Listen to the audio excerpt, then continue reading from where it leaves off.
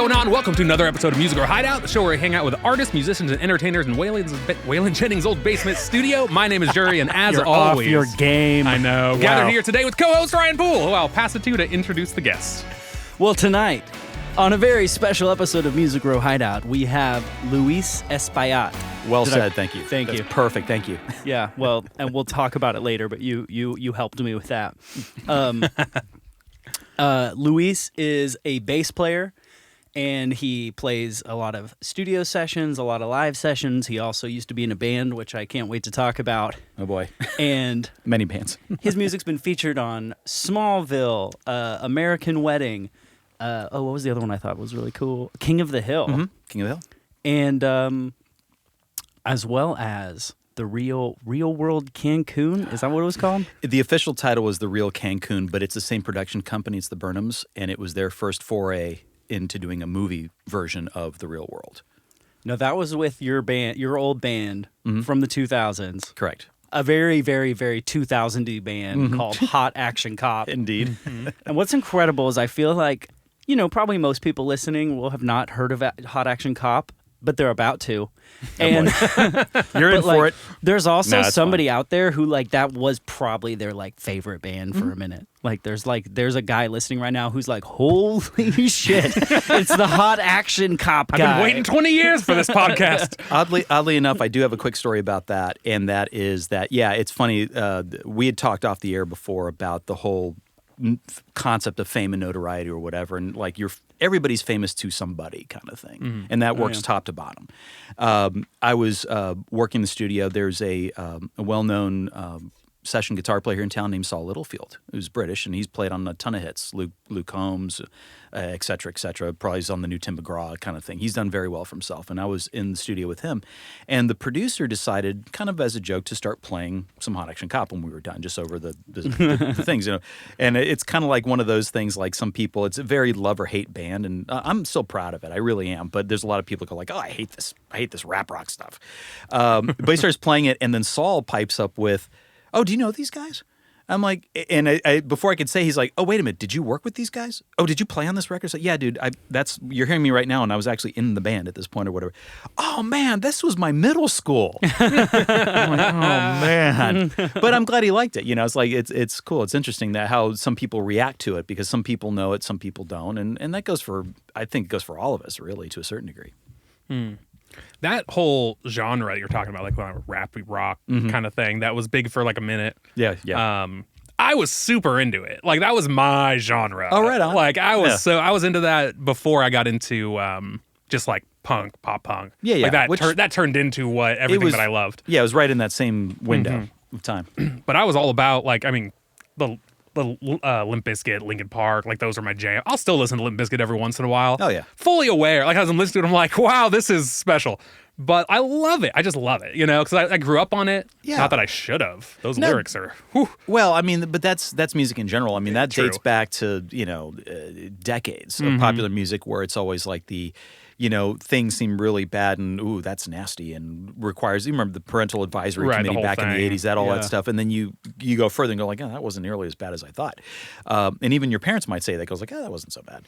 But Limp Bizkit, even that, it's funny, because I think what I gather, they're kind of self-aware of that to a certain degree. But what I hope so. But at least now. At least now. Maybe Yeah, then fair not enough. so much, but you're in, especially then when it was it was the cool thing, and it's fine. But I still love the fact that, and I say this because I actually watched something recently, because they're out doing, shows and whatever, but the reaction they still get. It's still, I hate to say, it's like when he intros rolling, all right, partners, you know what time it is. Oh, It's my I God. literally love just to watch a live footage of the crowd start to go, because they know what's coming, and then it just, smacks you when they kick it in. Did you see Woodstock 99, the documentary? I have on not Netflix? seen the doc yet. I'm scared to almost, but I can only imagine. But even then, I remember when Woodstock 99 happened, and the news reports had about all the stuff that happened. So it wasn't like the documentary, which is great to see, it's not a big revelation, I should say. To the point, it's like we knew the news was already reporting right in time what was going on, all the bad. So we knew bad stuff was happening. Right. So now it's 20 years later or whatever, just collecting all that information. Oh, of course. Yeah, it's great, I'm sure. I was young at the time and didn't know, I watched Like I remember you're not young vaguely now? in the back of my head. Exactly. Exactly. I'm Oh my old. God, you're getting so Dying. old. Look, I can see the wrinkles. Look at the crow's feet in your eyes. One Oh my foot in the God. grave. But I remember hearing like things weren't going well there. But the documentary does a great job of like painting the picture.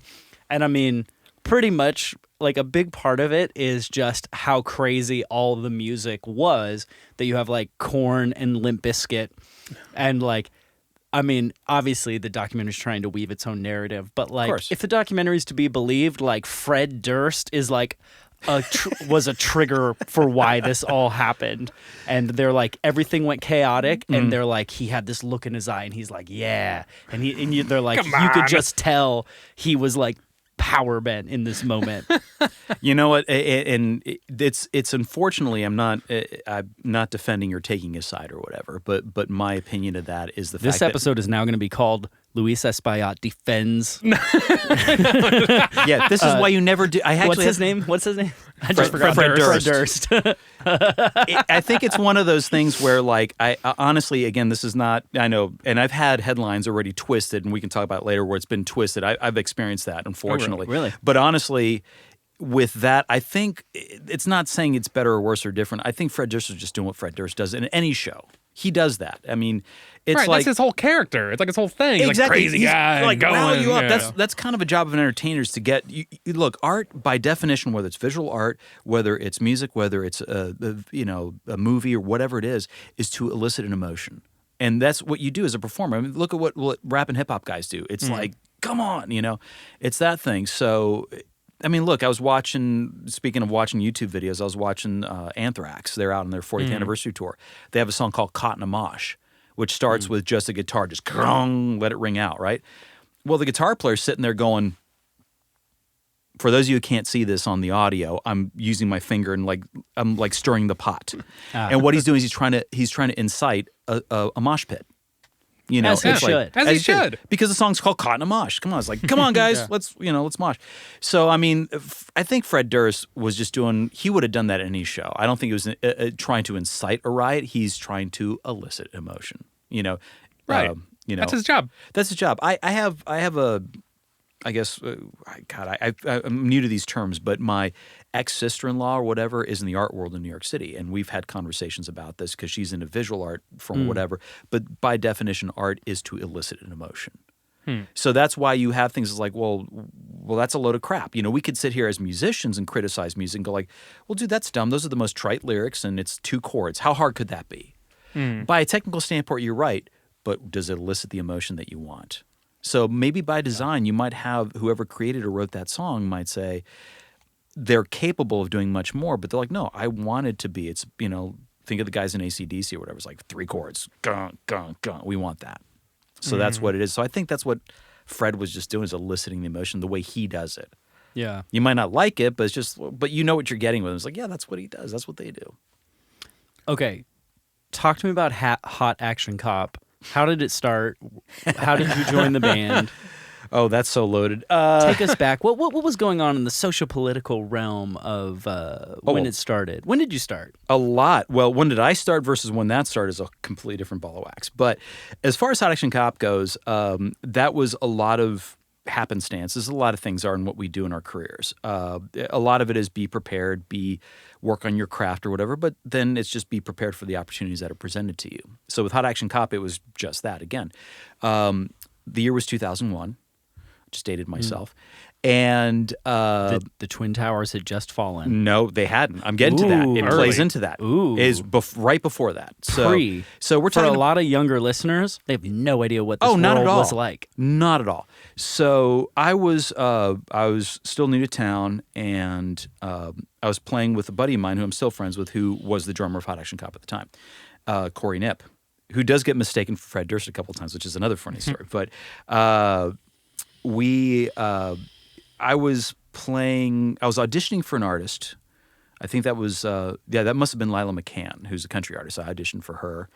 And where was this? This was, where was the audition, or where was or where were you living at the time? Oh, Nashville. This was all, okay. I was here already. I was living in Nashville, and I was already the young, new guy trying to work my way in, as it were, as we all do. And, of course, I got an opportunity to audition for her. Well, I didn't get it. That night that I got the call, I was playing there was a variety show, if you will, that used to take place here in town, Billy Block Western Beat Roots Revival. And it was Billy Block, who's unfortunately since passed, but if you mention that, a lot of people here remember Billy Block in the shows. And I was playing with an artist, like it's one of those like Opry style where you go to Exit In. In that case, it was Exit In, but he's done other venues where the artist will come in and do 2 or 3 songs and then bring another artist. So Billy would always like showcase new artists. A lot of times it was very Americana leaning, but he would kind of blur the lines. It wasn't just country, which is really cool. And so I was playing with Americana artists, and my buddy Corey, the drummer, was also on the gig. And I was kind of bummed because I got the calls like, yeah, they went with somebody else. Spoiler alert, I actually wound up getting the gig like years later, but that's another story. Nice. So I get in and I'm kind of bummed, and we're literally on stage plugging in, getting ready to play. Like there's no sound check, just get up like the Opry and get ready to play. Hey man, how you doing today? I'm kind of bummed. Didn't get the gig. That's okay, man. I think I got something better for you. Come around the light. Okay, 2, 3, 4, and off we did the show. The next day, it turns out he had already been talking to the manager of Hot Action Cop. And he's just like, man, there's something about this that I feel like is going to do well. All right, cool. So he set me up to, air quotes, audition, but come in and play and see how it feels out at SIR. And we did, and it went great. And I said, okay, cool. Let me know what happens. And literally, it was so fast. Like within a few weeks, we had A&R people flying down to come see us. We had people from Elektra, Atlantic, Columbia. Speaking of names or whatever, Matt Pinfield, if you know who Matt Pinfield is. Name's familiar, but I don't Yeah, Matt remember. Pinfield used to be he's done a lot of things, and he's on KLOS right now in L.A., but years ago he used to be on MTV. He had a show called 120 Minutes. That was the alternative show. Okay. But Matt is one of those guys that is an encyclopedic knowledge, is that the right word? Of music, of popular music from literally from the last 100 years. Like his record collection before vinyl was cool to collect again, he was already collecting vinyl, and he could tell you things. And they had hired at that point as A&R for Elektra, and he came and see us. And of course, all of us had grown up watching him on MTV, so we opened the door and was like, holy crap, it's Matt Pinfield. So anyways, long story short, we wound up, all this happened, and then within a couple months, they inked a deal with Atlantic Records, with Lava Atlantic specifically, with Jason Flom, who's was the head of that division of the label. You say Lava? Lava Atlantic. Wasn't yes. Lava like Smash Mouth? Close. No? It wasn't. It wasn't Smash Mouth. When we got signed, our roster was Kid Rock, Sugar Ray, Matchbox 20, Blue Man Group, Porcupine Tree, and a few other people. But yeah, they had a couple heavy hitters even at that time. And Jason still is a big to-do in that industry. He goes back decades. And we got signed. That was August of 2001. So you can see where the timeline's going. So when we signed the deal, we set up some pre-production to do the record, because we had blocked out Ocean Way B to start tracking the record, which would become the record that has the radio stuff on it. So we did pre-production. Lo and behold, September 11th rolls around, and we were scheduled for a day of pre-production. Well, I woke up, as I did, and at this time I was starting to date who would become my wife at the time. And I just she had gone up and she was going to nursing school, and she was already up and out the door. And I just got up and just mindlessly, got the remote and just went click, turned on the TV, and the first tower had already been hit. And I'm like, oh, and I thought, like a lot of people did when you caught it in the middle, it's like, oh, there's a big fire. Right. You didn't think that, like, oh no, a plane, right? Like, no idea. How old were you at this time? Oh, I don't remember, honestly. Okay. I can't do my math. Don't do public math, as they tell you. Was it? Don't is do that the public term? Math? Don't do public math. I've heard people say, don't do public math because you sound stupid when you go. So at that time, I had called my girlfriend at the time, and she was at school, and she's like, yeah, we know what's going on, and she's kind of filming me. It's like, no, a plane hit. This is for real.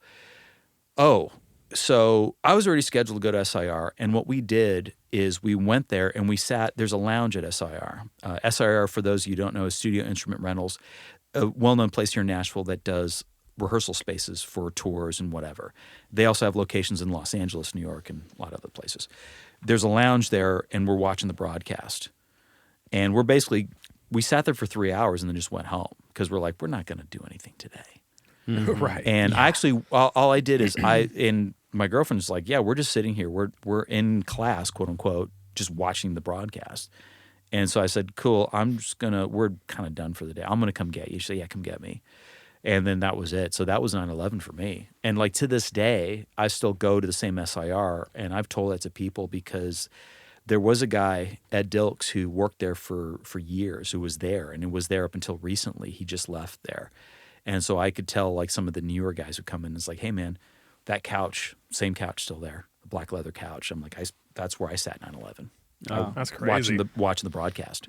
Were you watching when the second plane hit? I was not. I was actually in transit. I was driving there when it happened. Okay. So when I got to SR, I was like, oh yeah, the second tower got hit. I'm like, Yeah, I totally didn't get it. Of course not. I mean, it's like most people did, and I totally understand that. And I was in I actually grade. fully got it. Full you comprehension instant. No, I'm just kidding. I was like, what? No, I didn't even understand. Like, I remember because we were on the West Coast, so we're a few hours earlier. So I was like on my way to school. Where in the West Coast were you at? San Diego. Oh, nice. Yeah, Okay, we're both cool. from San Diego. Yeah. That's right. Yeah, we talked about it. So yeah. And I was in 9th grade at the time. I had just started 9th grade. Mm-hmm. And on the way to school, my grandma was like watching TV, and she was like, this crazy thing happened. I was like, all right, grandma, like, whatever, you old.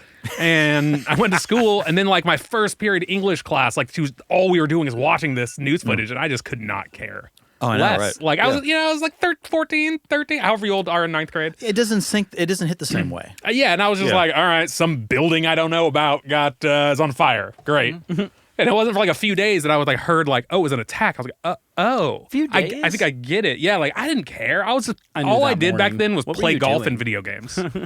Yeah. Yeah, like you guys are about the same age, right? Yeah. Yeah, Exactly a couple the months. same age. Yeah. Yeah. I also played video games at the time.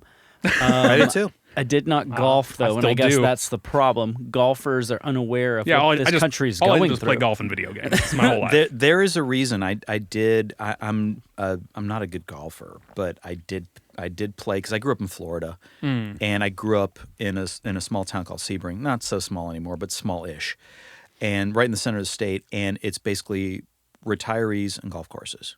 Which obviously in Florida and you retired, there's golf. That's what the state's for. Yeah, exactly. And actually the house that I lived in specifically during high school was kind of around a golf course community, so it was always there. And I could hit a little bit or whatever. I'd go driving range with my dad or whatever, but I wasn't that great. But then I wound up touring several years ago. I was out with Trace Adkins, country artist, and all the guys, including Trace, were like, we golf. I'm like, well, I kind of suck. He's like, yeah, just you got clubs? Yeah, I got some not as nice clubs as you guys. Like, yeah, just throw on the bus.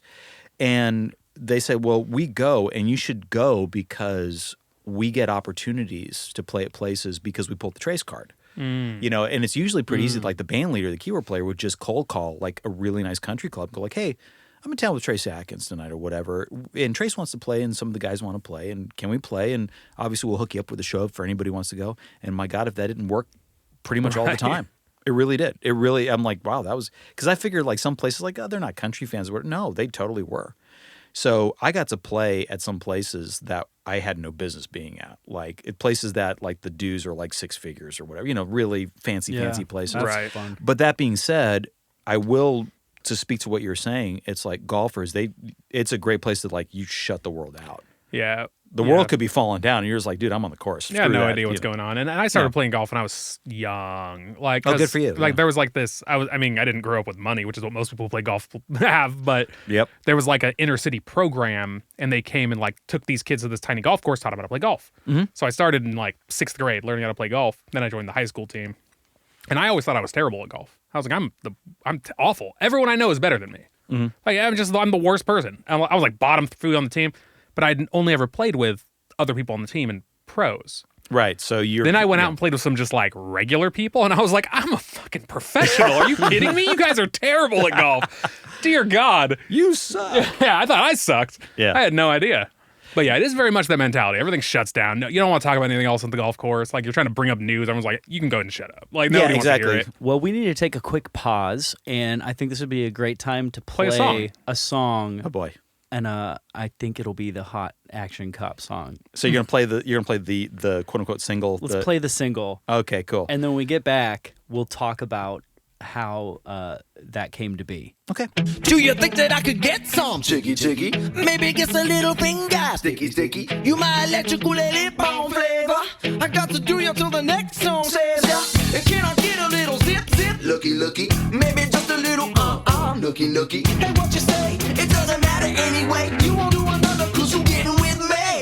You got the power of the hoochie. I got the fever for the flavor of the cool shit. And then I'm in shit. Hey, pay attention. Gonna take that booty to the nudie dimension. I got the green glow under my car. I got the boom, system you can hit real far. Oh, yeah. Oh, pretty shy. What do I have to say to get inside, girl? What do I have to say? I got the fever for the flavor of a cool shit. Yo, hammer, mama, hoochie. I got the fever for the flavor of a cool shit. Yo, hammer, mama, hoochie. Whoa, go!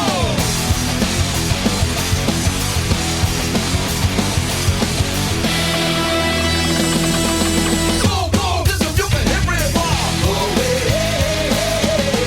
Oh, pretty shy. Hey. Oh, pretty fly. What do I have to say to get inside, girl? What do I have to say? I got the fever for the flavor of a hoochie. Yo, hammer, mama, hoochie. Go!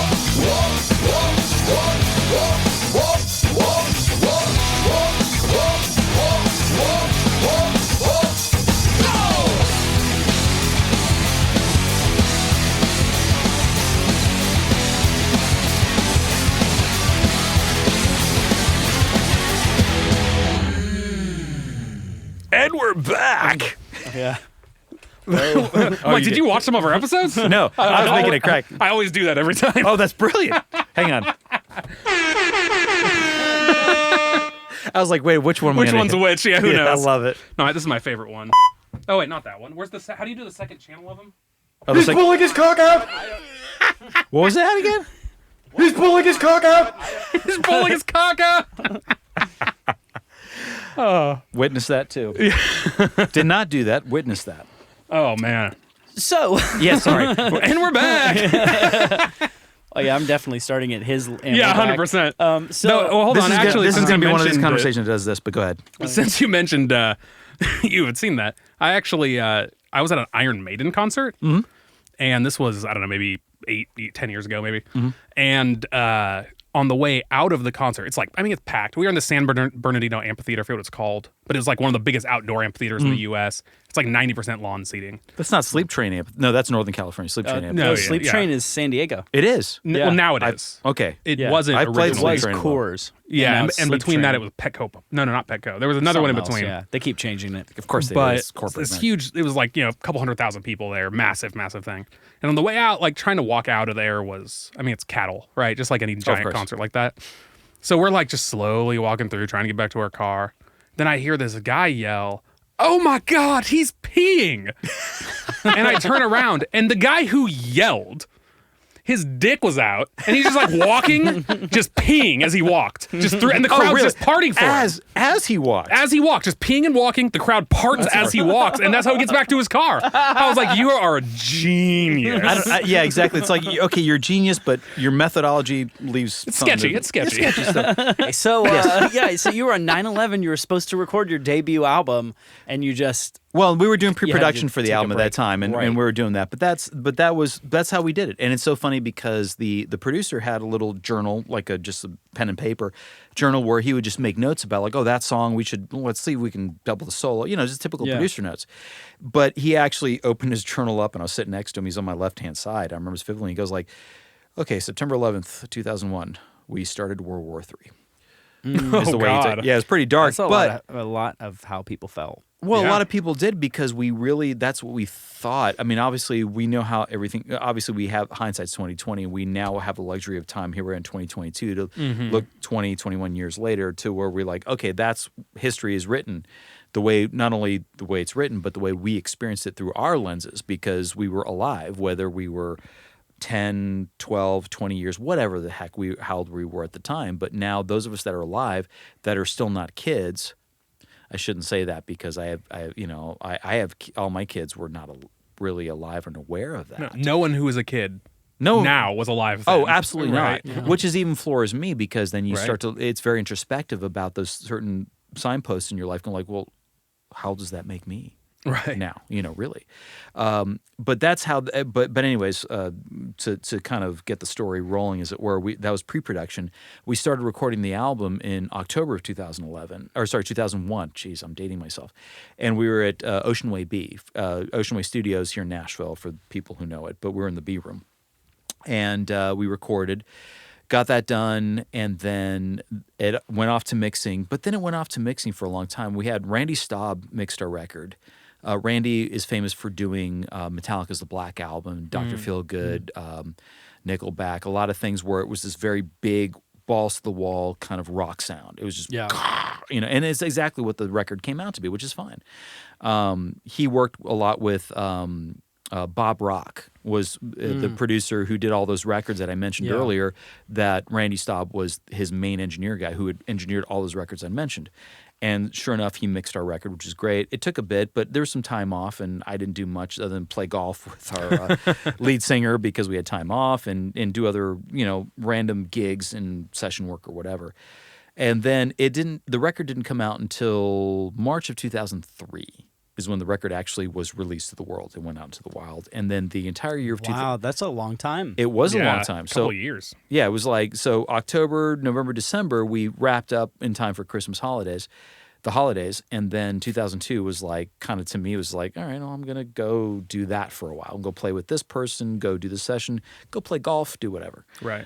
Thankfully, because I was still, even though I was, the band by definition was the lead singer's band, but we were all signed on kind of like as subcontractors, which happens a lot, as I found out later, more often than you would think in the world of music. When you see a band, you go like, well, they're in the band to a certain degree. There could be one or two guys, but the rest of the guys are subcontractors or whatever. Right, they're hired. They're hired guns, but they'll still do press or whatever, and there's still benefits. So I got an advance from the record label. I got a piece of that, so that sustained me for 2002 and everything else. But then 2003 rolls around, and then it was the complete opposite. The record comes out, and then we hit the road hard. Hard. The old school version of touring is like, okay, and you won't see your house for the rest of the year, and I didn't. I would come back, but it was like, I'm home for 3 days and I'm out for 6 weks. Right, you're home to like do a little laundry and get out of there. Yeah. Granted, to compare this to what people associate and a lot of our listeners who are probably listening to now would think of Nashville touring and being a hired gun versus a band member. You touring out of Nashville is a very loaded term because you could say, well, I'm on tour. Well, you're centrally located in Nashville. We're 6 hours away from what I think the statistic was 80% of the population of the United States. Oh, wow. That's crazy. Yeah, it's crazy to think. Yeah. So the only time that you would be gone on tour for longer than the weekend, you go like, we're going to New York or into the Northeast, but we'll gone for 3 days and we'll come home for the rest of the week, is when we do a West Coast run. Mm-hmm. So if you go to the West Coast and it's like, okay, if you're trying to be fortuitous, okay, we're going to be gone for a week or two. So that was a crazy thing when I moved here, realizing that a huge part of the music culture of our country is the fact that between like Kansas to basically California is a giant like wasteland of nothing. There's nothing there. It's like deserts and cornfields depending on what part you're in. Exactly. And there are a few major cities along the way, but like around here on the East Coast, and Nashville's not East Coast, but it almost is. Yeah, we're close to that. On this side, close, everything's very, very, very close. But then, like, people moved across the country, and they were trying to get to the West, and they built a lot on the coast, and then a few things around. So what's interesting is there's a bunch of bands that are a big deal on the East Coast or in Nashville or in these regions that people on the West Coast don't know yet. And vice versa, because a chasm of desert separates us. Yeah. And you have to be very successful here to want to go to California. To get past the desert. Right. You have to be like Ben Rector and above to like to Solid go to reference. California. Yeah, like I would say he's like at the now he goes to California level. Yeah. Well, growing up in San Diego, I mean, the concept of just going to another state, that's not just something you do. Oh, like it's 5 hours to the Arizona border or 4 hours to the Arizona border. It was something I did, but Well, yeah, but you're fucking weird. Well, you're I'd weird be going because places. Well, you know, that's the way I tell people this is like when I've explained this concept before in other interviews or whatever. It's like take a look at a satellite image of the continental United States at night. Yeah. That's very telling. There's Where are this the big lights? old empty spot. There's markets, like you said, along the way, but think of like where things get very regional. So you talk about the West Coast. Well, you guys are from the West Coast, and you see you would just go up and down the West Coast. Maybe get over to Arizona if you're lucky, but that was kind of where it stopped.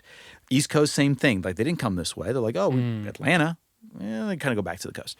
But then you have another microcosm, not a microcosm because it's pretty big, but look at Texas. Look at the Texas scene. I got my education in 2011. I toured with an artist named Sonny Sweeney, and I became her band leader. And Sonny, the reason that happened was because Sonny was a Texas artist, and we have this concept of a Texas artist. There are artists in Texas that only play the Texas region and make a phenomenal living. Because Texas is the same size as like the rest of the country combined. Exactly. Like there's no reason to go anywhere. It's its own country, and there's people that I've met and know that are artists in Texas that have a tour bus that they bought themselves, a proper tour bus, have a band and everybody, they keep on, everybody makes a great living just playing around Texas. They might play a couple clubs outside of Texas, but then they play Texas to like 3,000, 4,000, 5,000 people a night without fail, and then go play a club elsewhere. And they make a living there. But that's your microcosm, and I think that there is these scenes within our country, since compared to other countries, we have a pretty good-sized landmass. That you have a scene East Coast, West Coast. And that's why, you know, you hear the stories about those people in bands. Like Dave Grohl's a great example because he did the Seattle/California thing, but he talks about being in a van with a band, and we just went up and down the West Coast because that was the scene they were hitting. You know, same thing on the East Coast. You have a lot of people that do the same thing up and down the East Coast. And obviously the goal is to do everywhere. But you're right. If you look geographically, it's like you have some markets, and you do have some of those high-end markets in between, say, here in Nashville and the West Coast. But percentage-wise, comparatively speaking, to the East Coast and West Coast, not nearly as much. Right. And how much does that cost to travel to all those places? And how much extra time does it take? It's and just so much more gas if you have to cross Kansas and right, because you know you're not stopping there. You're going right through. Well, right on through. even it was Stuart Hamm, a well-known bass player, said it best. He was on tour in the 80s, and he was saying like he'd get on the bus and he's like, man, he wrote a song on a solo record called Lone Star. It's about Texas, and he's like, because he's talking about that concept, and he's like, for whatever reason, we didn't have a gig in Texas. We had to drive through Texas on the tour bus, but like we'd be hitting the Texas border at like, you know, sun up, you know, whatever, and they just ride the whole day on the bus, go to sleep, wake up the next morning, they're still in Texas. They're still in Texas. He's like, holy crap, we haven't made it to New Mexico yet. I mean, I wonder how long across. So from San Diego to here is 2,000 miles, almost exactly 2,000. I got to imagine driving just through Texas the way we went. We went through like the northern part of Texas, right? Well, not through like the longer part. Yeah, the longer part is like the central thing because you get like El Paso, which is at that western tip. Right. You know, and you go all the way onto this side. It's kind of like Texarkana or whatever. That's like the how longer much side. of that 2,000 miles is Texas? Oh, well, and it really depends on the route. It depends on the Because route. There's like 3 ways through Texas, I feel like, from Nashville to California. I feel bad because we've shit a lot on Kansas, and I just want to say really quick that I don't actually have anything against for anybody, Kansas. listeners in Kansas, your all of your geography is incredibly boring, but Superman did come from your state, so I just wanted to point that out. You guys rock. You guys. And pulling it back, all to of be this fair, came out he of, came from Krypton. You hit the road really. Sorry, He just that's a good landed point. in Kansas. I will That's say something solid. really quick, not to Yeah. dog on Kansas, but I owe a lot to Kansas because one of my good friends, Nathan Meckel, hi Nathan, who when I met first here as a producer, and I've worked with him pretty consistently over the last, decades, whatever, is from Kansas and is very proud of the fact that he's from Kansas. Rock Chalk Jayhawks, he's that guy. I didn't know people were proud of it. They believe it or not, they are. Oh God. Well, I'm going to bring Nathan over. You can talk to him. He's like Superman, Dorothy, He's like, we got so much on you, buddy. But anyways. So many tornadoes. So All of the grain. to bring it back around, 2003 was the tour year. Yes, 2003 was the tour year. The record came out. We got the MTV videos. We did the whole thing. We did the real Cancun was also in there too. And What's that MTV video encompass? Like, how many did you have? 2. Was this the time period where they were incredibly expensive? Oh God, yes. I don't mind telling you This was before the downfall. Yes, MTV. this is right on the cusp. So I've always, and I've said this to people. I've done this actually. I spoke at Belmont years ago about business type stuff, and I'm like, I was there when it changed. Yeah. So I can say I got the brunt of it to a certain degree.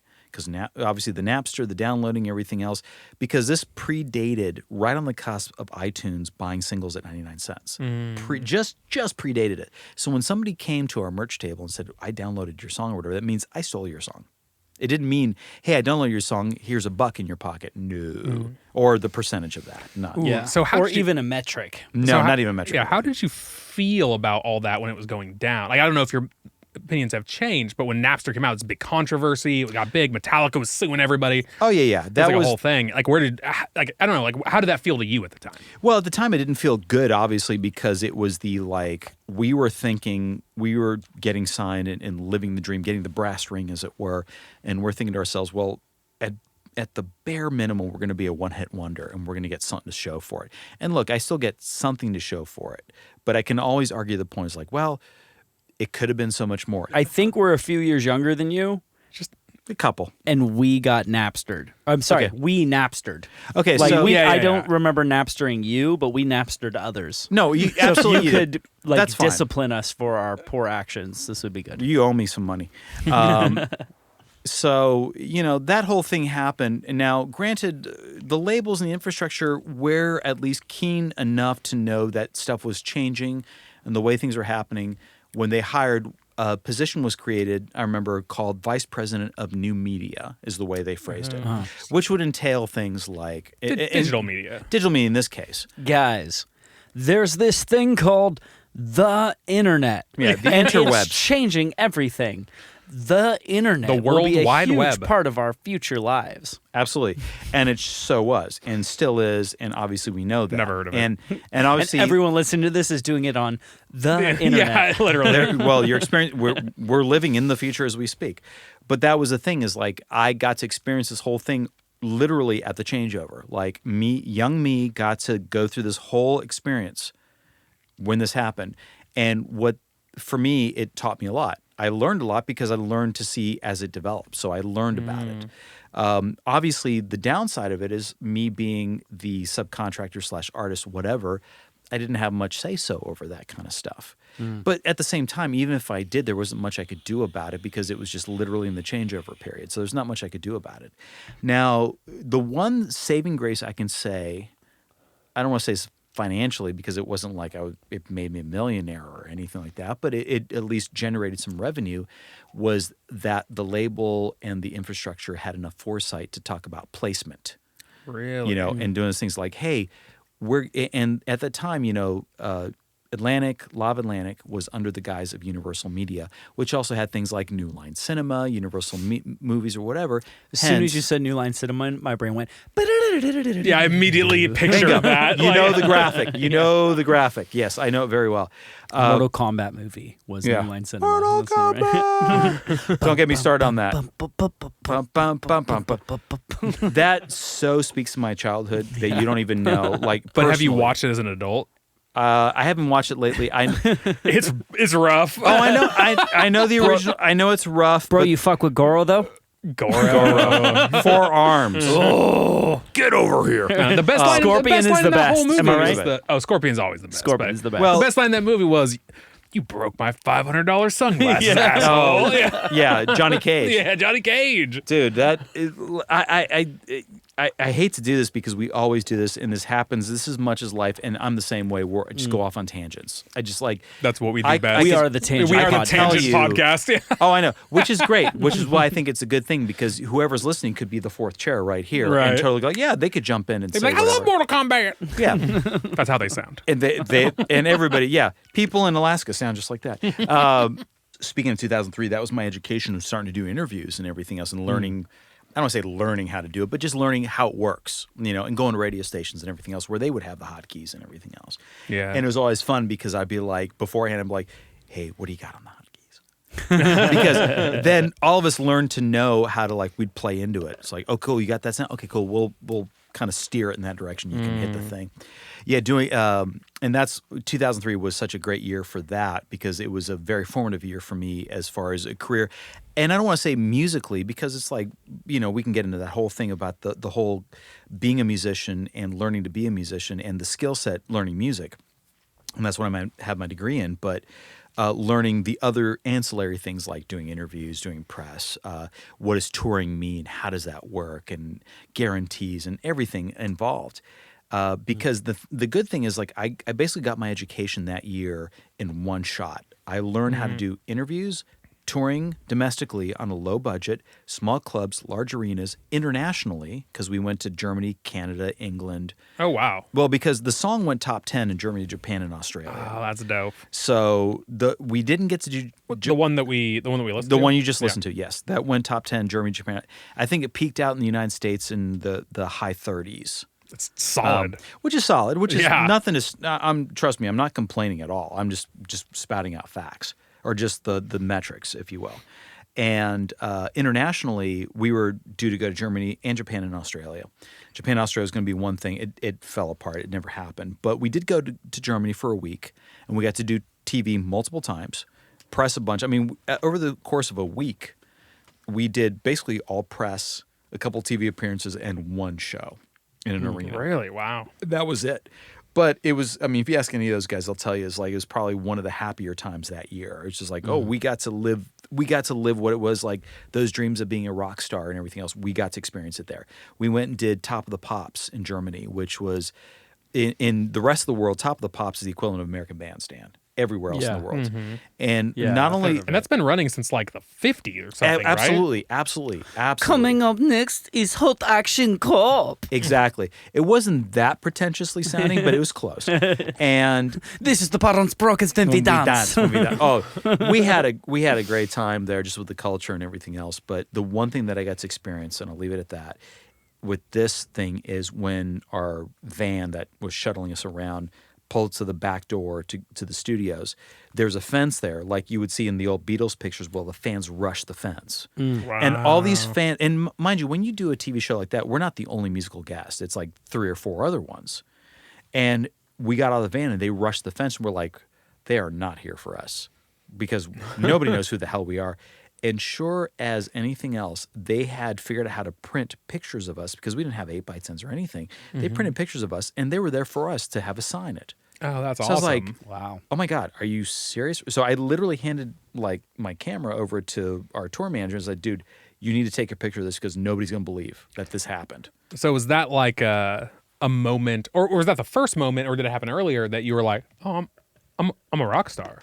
Yes, to a certain degree. And even that whole term is, I thankfully had enough friends and people that I knew that had done it prior that said, all right. You had like a healthy view on the whole thing. Well, and also, look, I've been playing music since I was, to some capacity, since I was 5 years old, with piano lessons and that kind of stuff. That is, we probably all have to a certain degree. So music has always been a part of my life, and I approached it because I thankfully had enough mentors and enough adults, whether it be band directors, my parents, whatever, that at least, look, if you really want to do this for a living, you need to take it seriously. The rock star stuff. So as I grew up and learned and everything else, like the rock star thing kind of, or the concept, I shouldn't say, because I'd never pretend to say that I got to those levels, but the concept of it was more of like, well, if you get to see those things as little benefits, it's kind of icing on the cake, but don't think for a second that can be taken away from you in a heartbeat. Right. Because it was for so many people. Oh my gosh. And it's like, and I was very fortunate that I got to be friends and got to talk to people that had been through that already. And, been there, done that, wrote the book and basically said, hey kid, don't be an asshole. Which, by the way, is the best advice for anyone ever. Absolutely. Like, if you only ever listen to one piece of advice from anybody, don't be an asshole is the number one. Just live your life by that, and everything will be cool. Absolutely, and that is something that's so applicable to anybody in life, in Every situation. Well, let's take it from a professional situation, whether you sell insurance, you work in corporate America, you're in the music industry, whatever it is, don't be that, because it speaks volumes. Because once you get into the world of your profession, in our cases, it's the music industry, but it could be anything. Like you're in the marketing world or whatever. It gets small pretty quickly. And word travels very fast. And not talking about just your job performance and what you do and what you bring to the table, but how you are as a person. Like, it becomes the whole, like, do I want to work with them? Right. I could cite Ryan as an example. It's like Ryan and I have done a couple things together as well, and thankfully because of Ryan, thank you, Ryan, I've got to do a couple other things with other people that know Ryan, and he was kind enough to recommend me. But I would venture to guess, no matter how good, air quotes, how good my job performance is or how accommodating I was as a musician, if I was a jerk or an egotistical asshole, Ryan would not think for 2 seconds, like, don't call this guy. Especially nowadays with how connected everything is, Bingo. how easy it is. If you need a bass player, you can find one. Absolutely. Not a problem. Absolutely. Right? And there's so many great ones, let alone in the world, but in this town. Right. That are phenomenal. The good thing I like about Nashville and being a bass player is that those are all my friends too. And we have our little group text of bass players, but that we've had for years, and we actually recommend each other for work and everything else. But we also trust each other that if I recommend any of you guys to a gig, you're going to go in there and kill it. Yeah, you're going to do a great job. You're going to be friendly. You're going to be nice. Absolutely. You're not going to leave. And when you leave, nobody's going to think, fuck that guy. Absolutely. I just work with. I have a one-off gig this weekend for a festival in Minnesota with an artist from who's best known from I hate to generalize, the 80s, but he's one of those guys.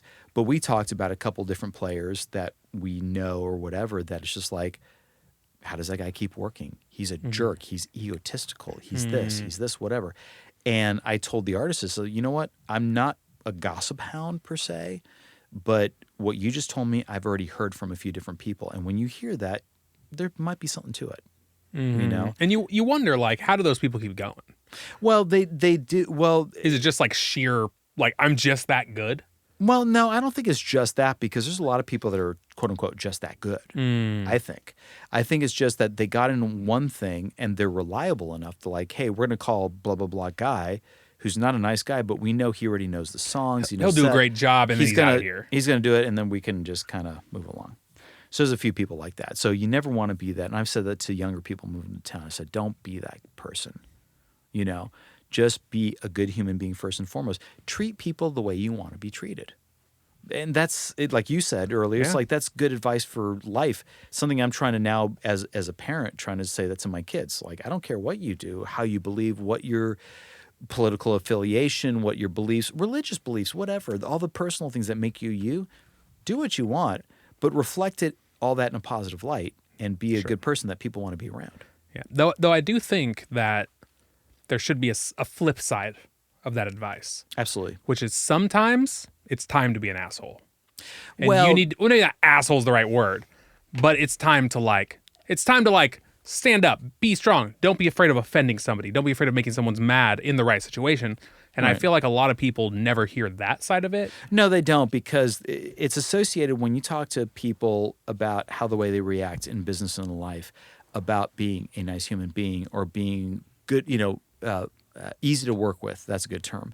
They view that in the general sense as a passive. And that's not always true. No. Because there's aggressive, it might not be the right term either for the flip side, because that sounds like you're being asshole-ish for the wrong reason. I feel like strong is like better, but there's I feel like there's an intermediate word between those two. I agree with you. I think there is an intermediate word. There is a thing of like, if you believe in something, but look, if you're working with people that you like to work with, that you know that you can discuss that, and they're decent human beings, you go, hey man, I really feel pretty strongly. Like, let's take a session situation or whatever. Like, and Ryan, I'm sorry, I'll pick on you. Throw me under the bus. Because you're here. That's it. I'll pick any other producer, but whatever. But I also know how Ryan works now. And Ryan hopefully knows how I work. And we work well, but we work well because we know how each other works. But look, honestly, if he's in the producer seat, I'm just playing bass. And he says, and we've done this before, we're like, okay, cool. We ran through this song. Cool. Man, look, on that second verse, man, I think you're playing too much. I don't want you to step. And he'll always be nice enough to give me a reason as to why. He's like, dude, I've got like vocals going here. I need to, and if you do that, it'll step on that. Right. Cool. No which worries. Which that, by the way, not to inflate your ego, but that's a great trait because I mean, just the ability to vocalize the reason why, so that somebody believes. Absolutely. Well, and that's something that they don't. I mean, look. By definition, he doesn't have to do that. No. It's just the way I operate is, look, I'm in the service industry as a session musician. It's like, I need you to play this. Done. That's it. No explanation needed. But Ryan's cool enough because he wants me and the other place to understand his vision and what he wants to get accomplished here, which just makes it easier for us. It doesn't make it harder. It just makes it easier, if that makes any sense. It makes it a team sport. It is Instead a team of sport. An individual. Teamwork makes the dream work. You know? Absolutely. It makes the dream work. Absolutely. So that being said is like, God, I love that. Thank And you. we're back. I've been But- looking to use that sound effect for like 2 hours. So Oh, that's fantastic. I was like, teamwork makes the dream work. That's the time. That's the time. So, By the way, Luis, Yes, sir. if you find a good moment for that yellow button down there, that sound effect, feel free. okay, so it's the yellow It's button. Good. absolutely my Thank you. favorite thing in the world. So that being Yeah. said, with those kind of things, it's like I also know the way Ryan operates, that if I really felt strongly something opposing, like he's like, hey man, we really needed to maybe double that outro. And if I felt really strong and go like, man, I think if we double the outro, we'd be beating a dead horse. I feel comfortable enough and would to tell him and most other producers I work with go like, hey man, I think you're beating a dead horse and here's why. But I also feel like I would do it in a manner like, I've seen people do it was like, well, you're wrong. Ugh. Yeah. But people do it. It's like, look, even if the producer is quote unquote wrong and we're all feeling that, yeah, you're right, that the producer's wrong, that's not the way to approach it. And look, because no one's going to respond to that. No, well, first of all, no one's going to respond to that. You're not selling, you're not doing your case any justice. And number two, at the end of the day, that's the whole purpose of a producer. It's like it's his or her vision. Yeah, that's their job. It's their job. Your job is to play the instrument. Exactly. And you execute that thing and whatever. It's like, even if I feel like, oh, that wasn't the right approach, it's like, well, whatever. If the general public and the product suffers, then you can go like, well, I did what the producer asked me to do. Not my job.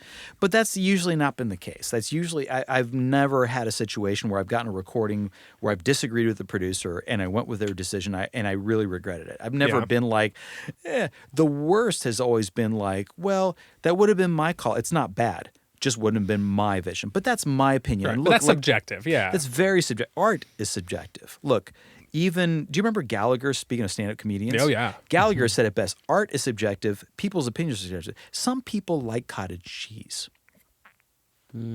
I could fuck with some cottage cheese. I don't fuck with cottage cheese. I don't either. I love all other cheeses. Cottage cheese is a deal breaker. I hate cottage cheese because my grandmother on my dad's side would always make the melons with the cottage cheese. It was most people would be like, yeah, I'm down with that. Hated it. No, it's the texture, really. It's all like. I love cheese. I love cheese. I even won. Speaking of radio interviews, I've won a cheese naming contest before on the radio. You named a cheese? Name all the cheese in 15 seconds. Name all the different cheeses I've named. That was like 20 years ago. I see. But cottage cheese is one of those cheeses I can't get behind. That's me personally. See, I'm a huge cheese fan. I'm a big cheese guy. Me too. And also, I'm not going to go super deep into this because we talked about it for like 3 It was hours last last week's week. episode. Last week's episode. But But Drew is currently experiencing the unbearable weight of parasmia.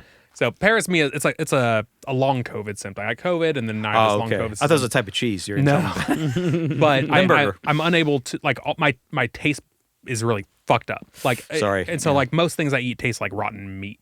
It's super weird. It's terrible. But one of the few things that I have always been able to eat since this started about 8 months ago is cheese. Like my diet's like 50% cheese right now, Right on. and so I've been exploring lots of other cheeses. I've always been a fancy cheese guy, but now So I have a reason. What's your reason to go to fancy cheese or one people haven't heard of? So I had this really good. I mean, I don't know about anything nobody's ever heard of, but I had this really good. I mean, I'm gonna fuck up the Italian, but the Parmesan Reggiano. Yeah. Which is not that crazy of a cheese. It's a fairly basic cheese. But I got this one that was like this super aged, like just solid cheese, and just like it's a hard cheese. Mm-hmm. And but just that by itself, like a lot of crackers I can't even eat right now. So I'll just take slices of it, eat it by itself. Right. And that cheese has just this strong, just savoriness to it. Like I'm a huge fan of the hard cheeses. Fucking hard cheese, bro. No, I mean my go-tos are just goat and brie. Like if I'm just gonna go buy cheese, goat and brie are my go-tos, right? Those are easy. Brie's for pretty soft. Brie's soft cheese, and so is goat. I love brie. So is goat. Yeah. Like those are my just always. A lot buys. of people start at goat, but it's a gateway cheese, bro. It is a gateway. Goat is a gateway cheese. Can we? By the way, This episode is now called Goatway Cheese, so beat that. Goatway cheese, not gateway cheese. Shit. So I was about to say, I was like, we should start a band, call it Goatway Cheese. But there you go. It'll be a punk band, of course. We are Goatway Cheese. Every song will clock in at 1:20. Mm-hmm. So, I love this band. It's like, I mean, here's the other thing I do want to emphasize, and this will emphasize this. The whole thing is like, by and large, like as the general public, but musicians wear it on their sleeve more than the general public, is that we're not one-trick ponies as far as idioms and genres of music. Well, people are complex. Well, the problem is this, and this is what I was kind of like. This is me steering the conversation now into this whole thing. Steer it. I'm steering it, but I love talking about this thing because I've said it so many times to people who are not musicians, and it's like a light bulb moment for them. But when we talk about different idioms, because we all grew up, and especially it seems to be something that's it is idiosyncratic to this country and not other countries. But what type and what genre of music you listen to is a big identifying point about who you are as a person. I'm a rocker. I'm a country guy. I'm a jazzer. I'm a jazzer. People ask that. Right. If you meet someone new, like one of the first questions they're going to ask you, well, what kind of music do you listen to? Yeah. And that's, I get it. It's a valid point, but it's like, that's a kind of a basic bitch question. Of course. But I think deep down it does absolutely matter to everybody. Well, it does. And I think a better question would be like, who do you listen to, or what's been floating your boat recently? Because I've said it because obviously that's a very common question. We've all probably gotten in interviews. I've gotten a million times of like, what kind of music do you listen to? I'm like, seriously? I'm like, ask me, like, I can give you an answer right now, what I've been listening to like 5 minutes before this interview happened. And then that will drastically change when I get out of here. It's what mood am I in? Like, really? What kind of food do you want tonight? What kind of food do you eat? Yeah, what kind of food do you eat? Exactly. That's perfect analogy. Do you eat just pizza? I love pizza. I mean, currently I eat mostly cheese, but we're talking about cheese. You're a pizza guy. You're a cheese person. Well, I get that. I understand that. But even within that, there's so many sub-levels. We talk about genres. Right. Well, take cheese, for instance, where we talk about jazz. What kind of jazz? What kind of cheese? Right. And now the thing is, a lot of people don't have an answer for that. No, they don't. But a lot of people's response to them not having an answer is derogatory. Well, it's like, you're not a real fan. Right. They get very derogatory about that, and they get very obtuse about that. Mm-hmm. And I think a lot of people who ask the question as adults, when they ask me as a musician in an interview case or whatever, and if they're not musicians, what kind of music do you like to listen to when you're not playing? Again, that is a very obtuse question. That is a very a very broad question that any of us, and I would I know for a fact, the general public at large, non-musicians, would also answer the same way, which is like, well, it depends on my mood. Right. It really does but we're so trained, and I learned this going to Berkeley, where I had a lot of international students as my classmates. Were like, really? You guys, you grew up just listening to metal? Well, when I grew up going to high school, and this was actually a true story. There was a girl I went to Berkeley with who was an Army brat, and she was stationed in Japan for a chunk of her time. And she said, she's the one who enlightened me to this fact, or phrased it the way I thought. It's like, look, when I was a kid, I was an Army brat, but I had a lot of Japanese friends obviously living there. And we were music fans, just music fans. We loved to go to shows together. That's it. What kind of show? Doesn't matter. Show, live music, we're going. So they said, here's an example. In 91, when she was a kid, she's like, same 3 friends, her and 2 other Japanese people, went to, one night, they went to see George Michael on the Faith Tour, which was the big George Michael tour, which was arenas killing, crushing. Right. Band was killing. It was like, Speaking of Fred Durst, yeah. they What? did a huge cover of the song Faith by George Exactly. Michael. Their first single was Faith, but this is when which it cracks me up because weirdly that instantly made me think of it. Yeah. Like I was like, oh, that sounds vaguely familiar. You said, like, oh yeah, I know that. I remember. See, it all comes back to Fred Durst. Always. Hi, Fred. But He anyways, listens to every Shit, episode. this episode is Yes, now yes. again back to the name. Luis Espaillat defends Fred Durst. Yeah. Good God, why does that have to be the tagline? I've had too many taglines in my career so far that have been not good. That's a great one. We love Fred. And we need to know about those things. Exactly. But go on. Well, I'll sub in on a gig like that. But my friend would say, like, going back to the Japanese thing, is like her friends would go, and this was unheard of not unheard of, but not as common in the United States. But she said the same 3 friends would go. They went and saw. They had tickets to go see George Michael on that tour, arena tour, which is big. When Faith was big and all that, and just crushing it. Great show, but it was a pop show. Okay? Sure. The next night they went and saw Metallica on the Black Album tour Oh. when Enter Sandman was huge. I would have loved to go to And that then tour. the next night, this is literally 3 in a row. The next night they went and saw Madonna on Truth or Dare when Like a Prayer was big in her. Right. And she says, here's the telltale sign. All 3 friends went to all 3 shows and had the same reaction. It was just like, yeah, That's to awesome. all 3 shows. They loved it. Yeah. Now, I venture to guess, and I've said this to people before, where they're like, well, I'm more of this. And then they go, well, I'm more of a rocker, but I like Hank Jr. I like this. Oh, that's good too. You see, what happens is that in school, it's such, we fall into these little cliques. And being musicians or music is an identifying part of your character. Well, what kind of music are you into? Right. And it becomes like the punkers wear the punk get-ups. The It rockers becomes so wear much the- of your identity, especially when you're Exactly. younger. Exactly, when you're younger. Meanwhile, we didn't want to, especially then when you don't want to admit to people, because we're insecure, we're trying to figure out who we are, admit that, oh, well, I really like old country too, or I like jazz, or I like for me it was soundtracks. Like we talk about that kind of stuff. Look, I've been listening to stuff, John Williams, we all worship at the altar of John Williams, but then there's James Horner and Jerry Goldsmith and all those guys. And now it cracks me up now that we live in the day. Was that just for Goldsmith? Oh. Sorry, for that John was Williams. what I wanted to do. Oh. You want to get the whole thing for Oh, God. it's so funny the She fact said that John Williams. I hit 2 at once on well accident. the fact that John Oh. Williams can make a minor second into a hook. Da-da, it's a minor Right. second. It's incredible. Brilliant. But it cracks me up now that you have here I go not being able to name drop like the best of them, but Jeff Russo. Does that name ring a bell? So Does not. Jeff Russo, and I know there's people in the podcast going like, I know Jeff Russo. Jeff Russo is probably one of the top TV composers / film composers. So if you watch any of the new Star Trek at all, any of the new stuff, that's all Jeff Russo. Yeah, which are great, Discovery, by the way. whatever. So it cracks me up because I have a couple personal ties to him, I don't know Jeff at all. But Jeff was the guitar player in Tonic. If you could only see the way, that thing, which is Emerson Hart, who lives here in town. All those guys, and I know a couple buddies of mine who've played in the band Tonic before. But Jeff Russo was the guitar player in Tonic. Man. And now he's like Mr. Hollywood composer guy, which good for him. That's super cool, yeah. It's super cool. But it cracks me up that to me was when people talk about, here's another big musician question. Who are your influences? Right. Get that all the time. So So what are you gonna say? The same thing everybody says? Be like Well- the Beatles, Led Zeppelin. Well, exactly. Especially depending on the interview, especially if it was country or rock or whatever, or just bass player. Who are your bass influences or whatever? The first thing I'm like John Williams, James Horner, Jerry Goldsmith, And they're probably like, what? and they're like, and sometimes they go like, "Holy shit, really?"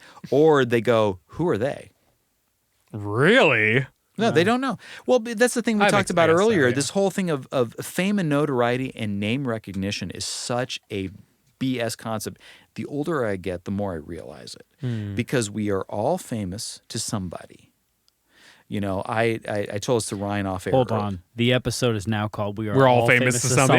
That's a great name for an episode. Absolutely true. Yeah. Trust me, like, again, to pick on Ryan because he's here, but on there are people going like, Night Tides. Holy shit, that was you? They love night. And look, nighttime stuff. Oh my God, can I tell you a story? Please. Okay, Absolutely. you guys. So I went to Live on the Green this week. We were walking into Live on the Green, me and my girlfriend, and as we walked Look at in, him showing off he has a girlfriend. I know, really. aren't I Does she have a cool? friend? A single friend that's intelligent, please. Hard to say. Okay. I'll ask her. Hard to So I'm just kidding. She's gonna hate. She's gonna hear this. She's like, "What do you mean? She's not gonna listen to My this. friend So stupid? true. You know what I have found out having a girlfriend? This is a total tangent. Please tell us for those of us Girls who don't have a don't girlfriend. like 3-hour dudes talking podcasts. Never. Why? I thought that was what attracted Hey, them to my us. wife listens to the first 10 minutes of every episode, know. all right? The girls are like, it's like they're looking for a whole different thing from a podcast. Weird. And by the way, if you're a girl listening to this, thank you for being this far into the podcast. Let us know what we can do to make it more appealing to you. What do we need to talk about? Yeah. From just my specific one girlfriend, that's one point of data in the girl range. Fair they enough. want a 20-minute show that just gets in and gets out and shares the information they need. Wow. And That's you what they know say what? about That this. They don't say that about sounds everything. like to me what dudes would think they would want, but it's very backwards in the podcast world. We like You're to absolutely chill. That's kind of what we just like to chill. Well, and hang we're out. more casual about the whole thing. They want more of like, okay, give me Structure. Interesting.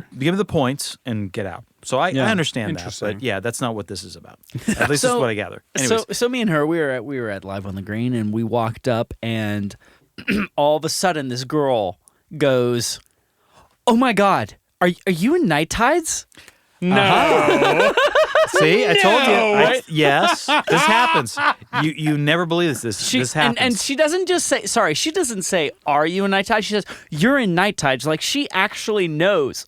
so and she's positive that it was you. Yeah, and she's like, "Oh my God, I love you." I mean, sorry, I love your band.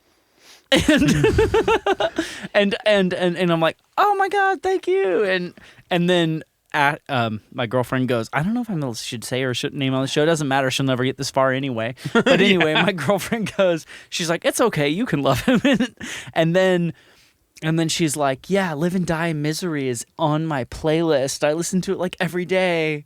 And she's like, "I voted for you because..." And you were just like, God, if I was single, I'd be doing so late tonight. Like, No, I was more like, that's the wrong song. The right song is Dizzy Dreamer. Thank You. Featuring Luis Espaillat. I can't even think about Luis. the song Thank I you. played on. You said Luis. I just heard you say Espaillat. Lewis, all right? I did not say Luis. Almost. Luis Almost. Espaillat. I will say this real quick about Mm-hmm. that because you bring an interesting point. So here's the thing: is like, yes, I'm Luis Espaillat because that's the way my name is spelled, and that is also the correct pronunciation based on the heritage. I don't think it's okay to say your name without snapping. Like, Oh, you should. Luis Espaillat. You should. Look, honestly, my mom would be like, "You're absolutely right." But that being said, it's like for the longest time, when I was younger, when I was a kid, it was Lewis. And the only reason is even my dad, he sort of said / apologized, which he didn't have to apologize for it, but he was like, he always said Lewis because it was more of a, people seem to understand that and wrap their head around that a lot more than Luis. Even though there was a Luis on Sesame Street. Yeah. But I don't get that's it. here, though, right? No, that was actually in Florida Oh, too. in Florida. That Really? was a lot of Really? places. It wasn't just here. Because growing Here- up in San Diego, I know so many people named Luis. Well, let me rephrase that. So anything outside of the West Coast, specifically the lower West Coast. Okay. So the upper West Coast, you have people like my kids. Two of my kids are from Taiwan, Asian. So you go to the upper West Coast, they're a little more understanding of that. Yeah, Lower lot of West Coast Asian would be more people in Latino. California. So lower West Coast, Latino, upper West Coast, Asian.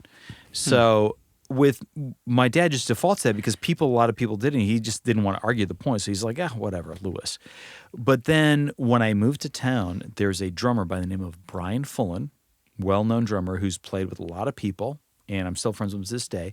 My first quote-unquote road gig was with him, and we were on the bus, and he goes, "Hey, come over here for a second." He's like, "Your name's Luis, isn't it?"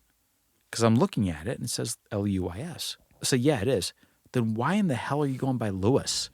And I'm the like, more boring version. yeah, because I said, look, honestly, I just didn't want to correct people. It's just too much effort because everybody defaults to that. It's just America, whatever. I get that. When people call me Jerry, I usually don't correct them. Exactly. Just like, I'm whatever. like, that's fine. We'll just move on. not to waste time. And he finally made it a point to instill It's in hard me, having a traditionally Mexican name like Jury. Jury. If it helps, my full name is Jury Obadiah Bird the Fourth. Holy crap! That's like some like. It is not Obadiah. It's Obi. Shut your whore mouth! That's like some Jury Obi Bird. I've been trying to perpetuate that my middle name is Obadiah for years, but the truth of the matter Obadiah. is, That's like some Illuminati stuff. my middle name is actually Obi, O-B-E-Y. Oh, Obi. But Okay, it yeah. stems from someone in my family who was named Obadiah, Gotcha. which is a way cooler name. So It I is way always cool. say that. That's very prim and proper, Obadiah. That's Yeah, like right. pinky up, blue blood kind of stuff. But that being said, Brian would always, he said to me, he's like, I don't understand why you insist on letting people, quote unquote, get away with it. Why Louis? You are not Louis. It isn't that. It's Luis, right? I said, yes. And he said to me, he's like, well, Louis sounds to me like the kid who ate paste in kindergarten. He's like, if you go by Luis, I could see that on the cover of Bass Player magazine. You're exotic. And I'm like, oh. So I made it a point to start emphasizing that a lot more then. And lo and behold, when I did, who cares about the notoriety and crap? It was the more people were more inclined to spell my name correctly. Now, Starbucks notwithstanding, but that, because I'd Well, said sure. Luis and they'd be like every permutation. It was a running gag on a tour. But, it was more of the like, oh, you're Spanish or you're Latino. Yes, you got it. Okay, thank you. So thanks to Brian, it was the reason why I emphasized the Luis, which is the correct pronunciation and spelling. Right. of Now, that we had more. talked about right before the show that, like, I'm part Mexican. Right, exactly. And nobody believes me. You also look like a white guy. Yeah, well, whatever. We're Ohio. We could look like we were from like Bubblefuck, Right. Ohio. And people don't believe you. No. You two are passable white, Passable white. whereas I am just white. Was that from the Brad Sativa episode? Yes, it Passable was. White? Oh, Passable White, another band name, by the way. Thanks, Brad. He was a stand-up well, we had on the show. Much like you, I feel like, and I don't want to say like I'm justifying it or whatever, but I do have an explanation, and I can tell you why I look the way I am. There's this whole thing of like, you are who you are as a person, but people still want to say, well, explain yourself. Right. Why do you look that way? Why do you talk that way? Why do you act that way? Why are you that way? Why are you that? And with me, unfortunately, is like because of the research and everything else, I can draw the line and go like, this is why I look the way I am. This is why the way I talk the way I am. Everything else, I can explain it. Not necessarily the best thing to do, but I can do that if need be. So when we talk about, like you said, you have, your family has a Latino heritage, but it's one half. My Latino heritage comes from both sides. Which is even wilder. Right, exactly. But even so, like, But so where's it? You said where'd you say? right. My mother is from Puerto Rico, and my mother. Sorry. Yeah, go I believe you mean Puerto Rico. you Puerto can't, Rico. You can't do it properly. Puerto Rico. It's Puerto no, Rico. it's okay. I could call my mom right now, and she'd get on the air and go like, no, you say it this way. Puerto Rico. Puerto Rico. So Puerto Rico is my mother's side of the family, and my father's side of the family is from the La República Dominicana, which is the Dominican Republic. And we have history in both countries, or country/protectorate, for many, many years, generations, what have you not. So we can, that's a whole other conversation, a whole other podcast. But a lot of people, especially when it comes to the Dominican side of things, they look at me and they see me as, from a visual, or as they say, optics, very Anglo-looking guy. And even the way I speak English, very Anglo. They're like, wait a minute, you're Dominican. Why aren't you black? That's literally the thing. Well, here's the thing, is because a lot of people in this country, specifically when they talk about the Dominican Republic, they associate it with baseball, right? There's a lot of But players. there's a huge white Dominican population. Well, yes and no. So what a lot of people associate with the Dominican Republic around here, they see them as not only darker skinned, but flat out black. Yeah, Flat 100%. out, and African American, for lack of a better term. So again, there I go saying black, and I probably offended half the audience. Right. Which to be fair though, black is more accurate. Yeah, well, I mean, it's accurate as far as a descriptor, but not as a heritage thing. Right. So I never But pretended African that. American is completely not accurate. Right, that's a whole nother ball of wax. But yes, Yeah, exactly. yeah. And if you're talking about somebody who has family from Kenya or whatever, yes, you're African American. Sure. Right. But but the problem is when in today's society, when we talk about things like especially black is the easy term to say. It's like black. Well, my skin is somewhat blackish. It's just a darker tone. It's not black. I'm more darker skin than you are. Right. Well, there's a lot of shades, right? And it's all based on everything. Look, we're all at this point because we can always talk about the philosophy of the way our society as a human race has progressed, where we have the technology, the way we've traveled and everything else, that now it's like, well, look, we can get on a plane and get anywhere on this planet pretty quickly. Right. Within 12 hours, you can be literally anywhere in the world. So it's like, what is that? How are you black? It's like, well, no, you're a different shade. Yeah, because there's so many permutations because everybody can travel. Well, you know what's crazy about that is I actually saw this thing. This is some years back, but it was a map and it showed a distance from the equator.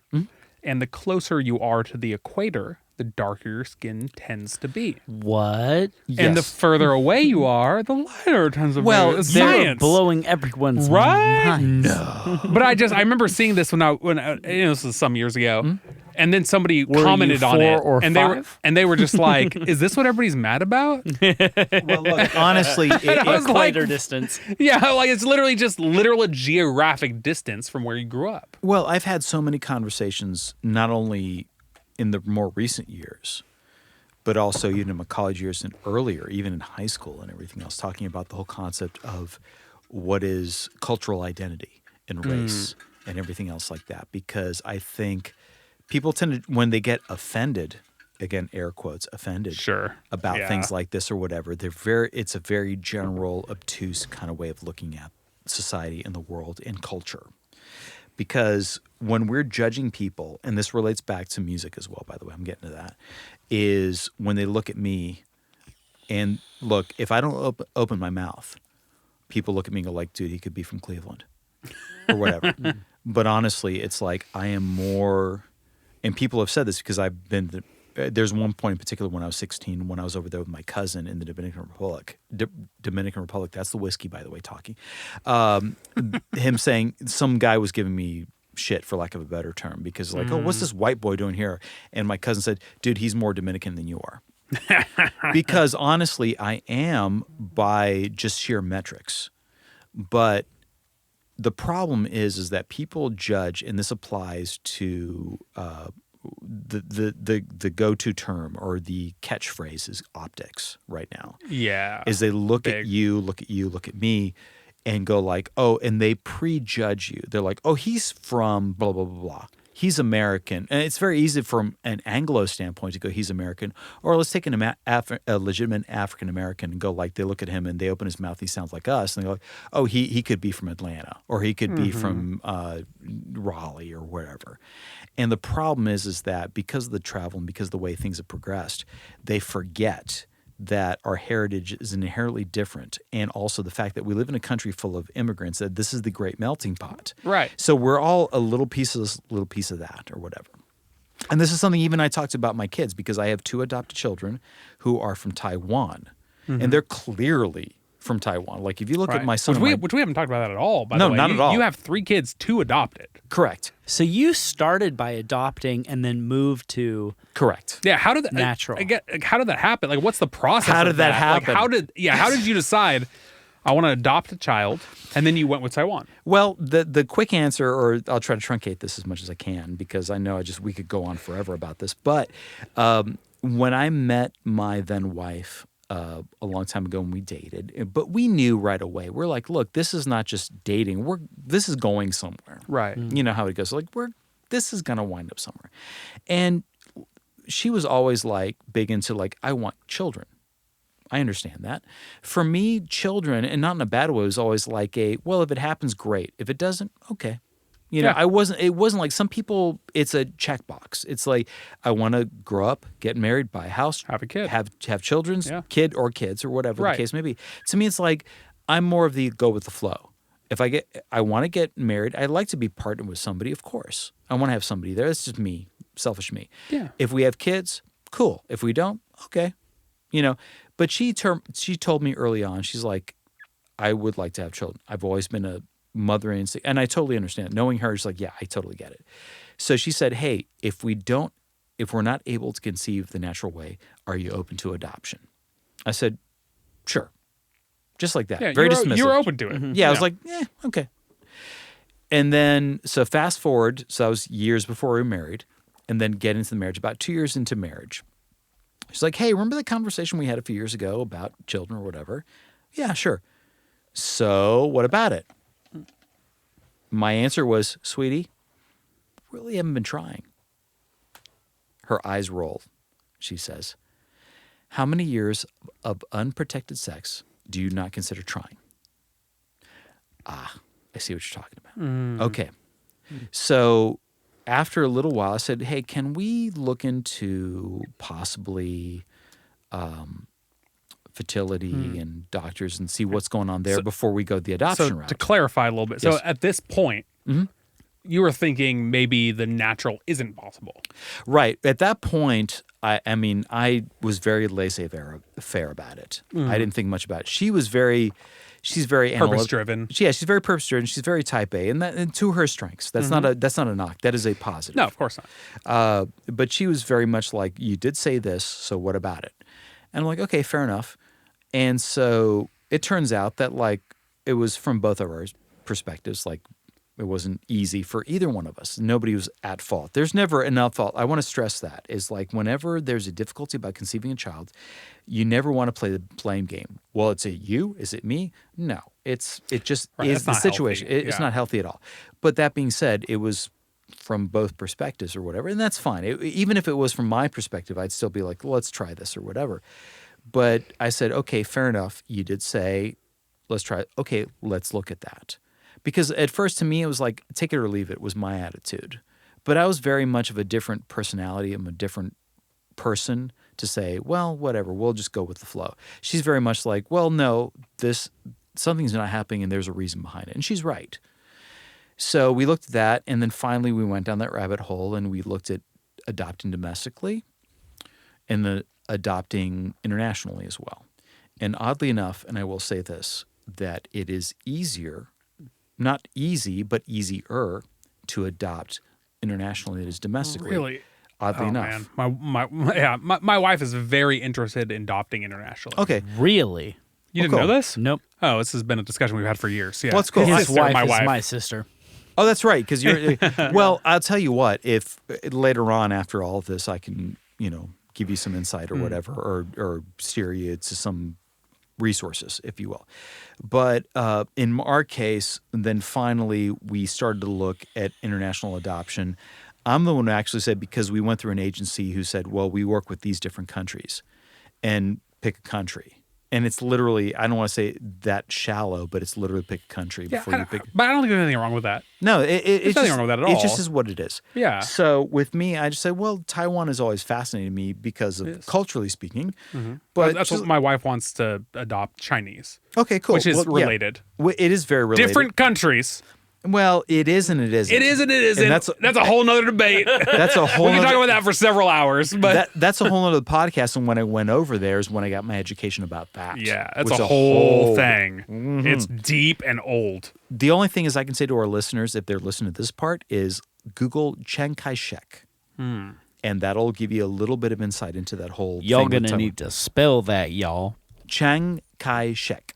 It's literally just how it's spelled. Right. but Almost just anything Asian is very phonetic. very much. Very phonetic, especially when you talk about pinyin and that kind of things. Yeah. But that being said, so, long story short, we looked at that thing. We went to like, hey, we are capable of adopting more than one child. Like if because there's sibling pairs that want to be adopted and they're ready to go. That's cool. So even credit to her, she's the one who said, we can do this. We're upstanding citizens, blah, blah. We make enough money, but whatever that is. And I'm like, okay, I trust you. And we did that. And So you got a brother-sister pair? We did. That's awesome. Brother and a sister. So it's so cool to not separate them. Absolutely. Is massive. It is massive. We didn't think of it that way as much, but then when we went down the rabbit hole and talking to other people, they said, well, that's massive. Yeah. But then, and this is not, I'm not saying this is a pat on our back whatsoever. But I'll pat you on the back. I'm fine with it. I think it's rad. No, but it really is amazing. I want to bring attention to that there's so many people. Well, look, in adoption, which obviously because I've been through the ringer now over a decade with it and understand it, I'm very much a proponent for it. whether that be domestic or foreign. I'm very much a adoption positive person because I have done that and I've been down that road. But that being said, if anybody has any questions or questions the fact of like, hey, I was thinking about adopting children or whatever, I encourage them to really reach out and do it. Just do. It's like anything else in life. With music, and I've told this to people about like any advice you can give about people wanting to do the music thing, just do it. It really is the old Nike logo. Just do it, because a lot of people where they question themselves, and there is literally, we could talk in the thousands and millions of interviews, articles, podcasts, whatever, people talk about, we need advice about being a professional musician or making it in this industry. Literally, it starts with 100% just do it. Do not second guess yourself. Do not like taking action is taking action. Nothing can substitute that. No, not at all. Nothing. And I can venture this guess for you and for Ryan that both, it's like you got to the point where you are now by just doing it. You know. Well, let me ask you. Let me just throw out there, if this is too personal, we can cut this question. Too late. But I was going to say, so you've mentioned a lot of times your ex-wife. Yes. So how is it having 2 adopted children but being divorced? It's fine, actually. But here's the thing I can say about that, because for those, you know, and that's I'm not speaking out of turn, because this is something I do take her into consideration. And also, you guys have a traditional child as well. Not to discount that. No, we have 3 children in total, and this is not something that, like I say, I'm not speaking out of turn about this, because you know, this is something like she could be here and she's done podcasts before and she could speak about this as well. But look, you know, we're very fortunate in the sense, I'm very fortunate in the sense that we are on what they call good terms, air quotes. You know, because the way she's wired and the way I'm wired is that we do realize that the children come first. In, you know, our relationship. So mature, by the way. I mean, a lot of people don't have the maturity to understand that. Well, look, I think you hear story after story. You do, and I look. I have a couple friends that I'm actually friends with now, and I need to text some people probably after this that are going through divorces that have children or whatever, and that I could tell them, you know, hey, look. There's very different situations. It really comes down to the 2 people involved with the relationship, and realizing to separate your personal issues with the children's needs. The children come first, and that's, you know, it sounds cliche, but it's true. The children should come first. But that being said, is like, hey, you know, like in a personal situation, like if there's an issue between the parental units, saying the husband, wife, whatever the case may be, the party 1, party 2, is we have issues, but that has nothing to do with the kids, and it's not their fault or whatever. You and I will take care of those issues, discuss those issues separate. But we will always be on terms like, hey, knowing also that our lives will forever be tied together, regardless of our own personal relationship and how that may have changed, that our lives are still tied together in the fact that we have children together, whether they be adopted or the natural way. And that's how we handle it. And thankfully, we are pragmatic enough, both of us, to handle that, regardless of our own personal issues amongst her and myself, if that makes sense. Yeah. No, I feel like that's such a rare trait. It is. Unfortunately, I've seen, but look, I think even mature adults should be able to do that. Is the only times that I see where it could falter is where you have maybe cases of abuse, or cases of... And that changed the whole equation. Of course. Like, that's a whole different... Look, and I've had family members and friends both go through relationships, both married and not married, that were, and I hate to use the term abuse. Sure. Whether it be verbal, physical, or whatever. But I've seen that, and where you have to like, okay, you need to go. You do not need to be there at all. You know? Now, thankfully, that's not the case with us. You know, there's no abuse on either side. But we also try, just like we were always like the people that we told the adoption agencies to contact us. Like, if there's any people who have questions about adoption or whatever, call us or contact us, and we will give you our insights. We've been through that process, the process. The same thing goes and is applicable with a divorce and separation or whatever the case may be as far as raising kids. But look, we're both we like to think of ourselves as mature adults. And, we're calling ourselves that. The only reason I say that is because that's us saying that about ourselves, not what somebody else might say about me or her or whoever else. Yeah. So we just try to approach it. But we also say that because it's the way we approach it in regards to them, meaning the children. It's like the children come first. Children come first, and if you know that, then you're going to be fine. Everything else is ancillary. And yes, that's not to say that the other parts are not important, because you have to take care of yourself. Right. And you have to do that. Because people always say the term, children come first. Fantastic. But you really need to take care of yourself. But if you're not in the right space, then what can you even do for those children? Bingo. And I just said that to a friend of mine recently on social media or whatever. I met this friend of mine during this last tour that I did, who is literally going through a divorce right now. And I said, you know what? Oh, I'd love to go do this, and I'd love to go have fun and whatever.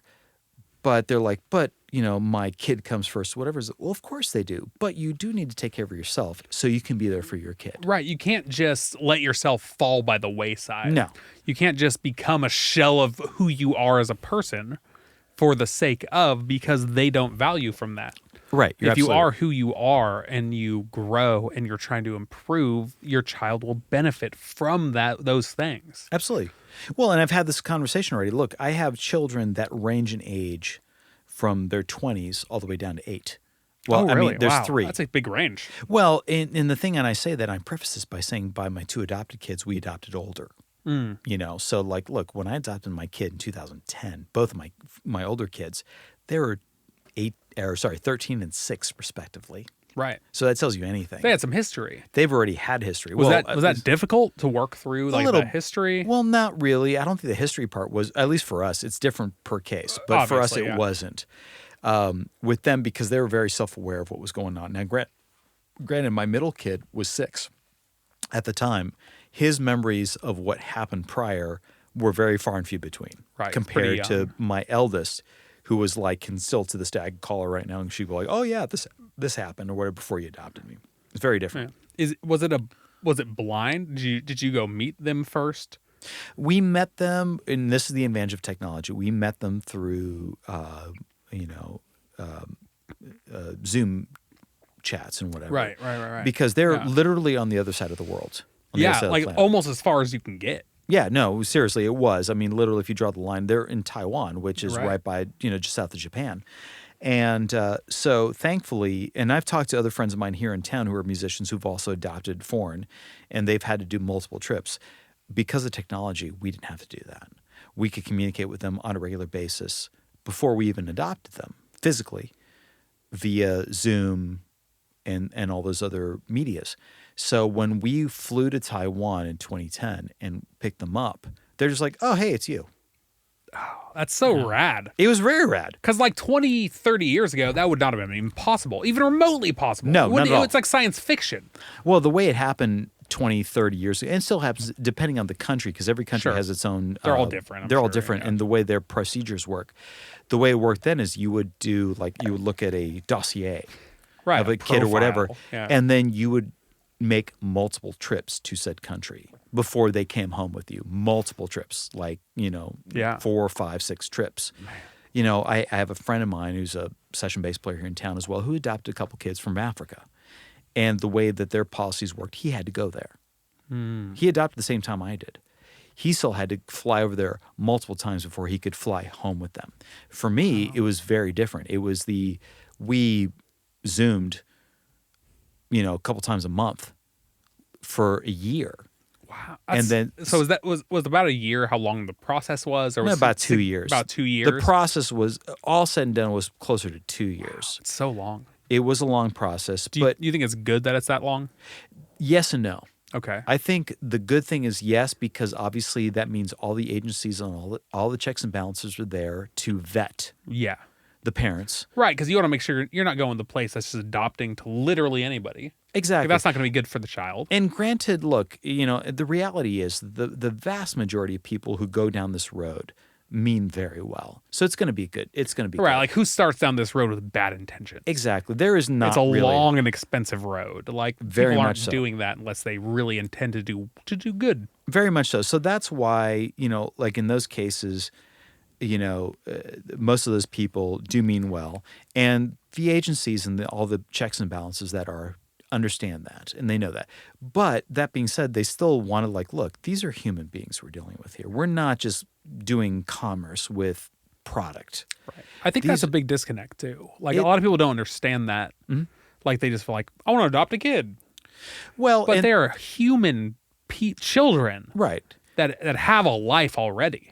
Absolutely. Well, in some cases, that's the problem is there's a statistic also with adoption that by the time children reach the age of, I want to say it's a year and a half, their chances of getting adopted drastically go down by 75% Oh, or something. man. It's I don't have the exact numbers, Sure. but it's about that.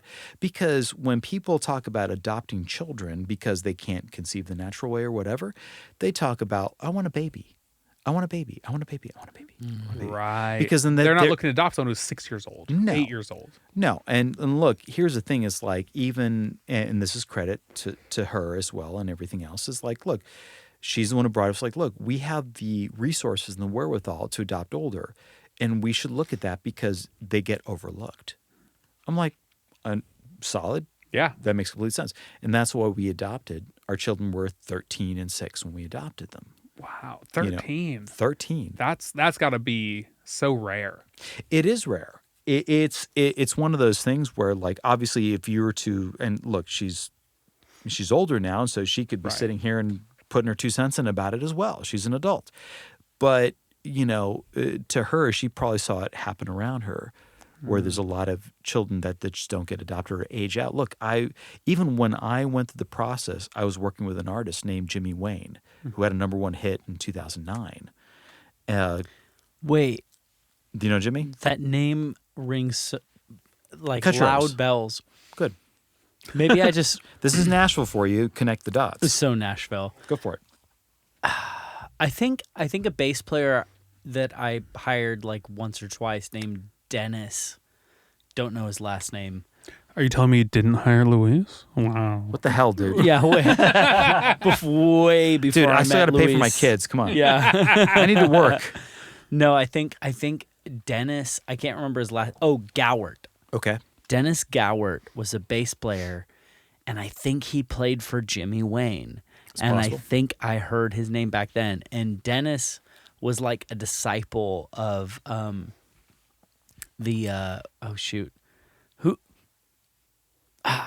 who's the one of the best bass player or one of the most famous bass players. That doesn't narrow it down very sorry, much. Right. in recent times, and he's black, and he does covers. Again, doesn't narrow it down. He does covers, so it's like he's Sorry, like, like if you were naming bass YouTube players off guy the or top of whatever? your head. well, okay, Not so, like a behind the scenes person. Like people know him and talk about him, and he's written books. Oh, you're talking about Victor Wooten? Yes, Okay. Victor Wooten. The one thing I tried to describe to somebody about who's this Victor Wooten, I'm like, to me, I'm like flabbergasted. Like, how do you not know who Victor Wooten is? Yeah. I'm a bass player. But that being said, a lot of musicians / bass players know the name Jaco Pastorius. So Jaco was always the name that you hear about, like the ultimate bass player.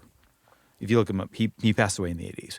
But jazz and Weather Report and all these things, and he just like his facility on the instrument was unprecedented. His sense of phrasing, his sense of soloing, it's just like so freaking good. Not only impressive but musical. So when I tell people about Victor Wooten, and Victor might be listening to this too, by the way. He listens to every episode. Yes, he does. Love Victor. Love Victor. He's he's Victor. I have so many different Victor, stories. if you're listening, I'm presently reading your second book. Your first book was Yes. transformative. Case in point, like I have copies of his first book too, or whatever.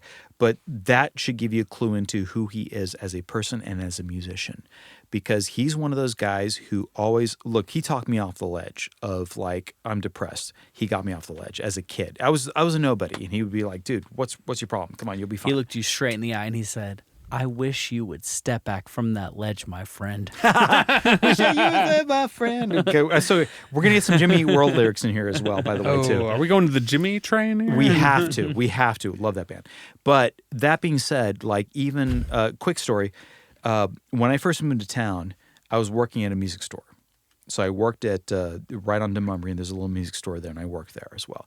And obviously, What was it called? It was called Sam's Music. It's the building that now has the Pedal Tavern on Demumbrian. That little house, that was the store. Okay. Back in the day, before Pedal Tavern took it over. Before that even existed, probably. Exactly, probably. But Better times. Better times. But like the advantage of being that close to Music Row, where all the studios are at, is that you would have these people that I used to, as a kid, read in magazines about. They'd come in. They're like, oh, I need strings because I'm going to a session right over there on the road. There's Mike Brignadello, Michael Rhodes, Mike Chapman, and Victor. You bring up a great point. Yeah. There's no music stores over here. No, there used to be. So There used to be that really one. should be. Which, for anybody listening, we are literally We're on Music Row We're right on Music Row. now. You have to go to Guitar Center on Thompson. On Thompson, is like yeah. the closest music store. Well, here. it's funny because you mentioned Thompson Lane, and that's over at Berry Hill, which has become the new Music Row because all the Yeah. studios are there now. But that's another thing. But Victor, like this was years and years ago, and obviously me being a young bass player, whatever, I knew who Victor Wooten was with Bella Fleck and all that stuff. And so of course I just got starry-eyed when he walked into the store. I'm like, freaking Victor Wooten. And one day it was one of those, like, I auditioned for somebody, didn't get it. Like I had 2 or 3 of those happen right in a row. One I mentioned earlier, but this is another one. And I'm just sitting there, Yeah. I want to be a musician, but I'm working at a music store. I guess it could be worse, but it was just like, I want to be playing. I don't want to be here. And Victor, to his credit, here's a guy who I had only seen in magazines and videos up until this point. Literally, without like asking, he was just getting something or whatever. He reaches over the counter, puts his hand on my shoulder, Dang. and goes, "What's wrong?" Now, imagine if you will, take out any of nowhere. Take any of your like whatever idols that Yeah. you grew up with or whatever, and they were there facing you and just looked at you for 2 seconds and you put your hand on their shoulder. Hey, man, what's wrong? Did you immediately just start to cry? I about did Because I feel like that's the only appropriate emotion for that for that instance. You know what I mean? what I did was I spilled my guts without even thinking about it because he has that Zen quality. I just want to like, oh my God, I just got here. I'm trying to be a musician, blah, blah, blah, whatever. And he just sat there patiently as the Zen Buddha he is. And I've told him this story. I told him the story last month. As he puts a hand on there and he just goes, lets me just vomit that whatever emotion it is with his hand on my shoulder, lets me finish and goes like, let me ask you something. Why are you doing this? I said, well, I just want to be a professional musician. Stop. Why are you doing this? Well, I love playing music. Whatever. Stop. You just said it. I love playing music. I love being a musician. He's like, that's it. I don't care. I don't want to hear whatever else you have to say. That thought, take that into context. You go out of here right now, take that philosophy and apply it to whatever you do musically. End of story. It'll all work itself out. And you know what? I've heard this one specific line talked about with a number of different industries, but I feel like it always holds true with any industry that's difficult, at least, which is if you can do anything else, you should. Oh yeah. Absolutely. You should do that thing. If you can do something else, you should do that. Well, you have to have, look, here's the thing. It's like, because not only the way the practical business side of things are structured with our business, the business side of it will eat you up because it's so unpredictable, so jacked, for lack of a better term, is you do have to have a true passion to do this for a living. Right. Because otherwise it's not worth it. But honestly, it's not worth it because there's so many people in this world, any position, whether it be producer, engineer, musician, whatever instrument it is, is the fact that those people are approaching it from such a passionate point that they don't know anything else to do, that like, I can't not do this because I can go and make more money doing something else and I can do it well. Well, that's who you are. But it's more than any profession. You're absolutely right. It is such a fabric of a part of who you are. It is an identity thing. Remember we were talking about earlier about the whole high school thing of identifying with a genre. This is a profession that is such a part. You wear it on your sleeve in a proud way. The consumers of music, and I mean people who don't do music professionally or don't do music. Everybody. And look, this applies to musicians as well, but the one common element is like, how do you consume music? How do you listen to music? What do you take away from the art form that is music? And I think that a lot of people could take away from the fact that we're not genre specific. As I said earlier, that's my big platform and has been my big platform for years, is that like, don't pigeonhole yourself into one genre. Mm-hmm. I'm a rocker, I'm a jazzer, I'm a country guy. I like this. I only listen to this. I only listen to that. No. When you say that, you're lying to yourself and you're lying to everybody else. Right. And I have very firsthand knowledge of that because growing up in San Diego, everyone asks everybody, well, what kind of music do you listen to? What kind of music do you listen to? And my answer was always anything but country. Well, there you go. Until I became an adult and realized, and for me, a big part of it was like, I'm not super into country music, but I like rock. I'm a big rock guy. And then I realized at a certain point, I'm like, oh, country music is just rock music, but a little different.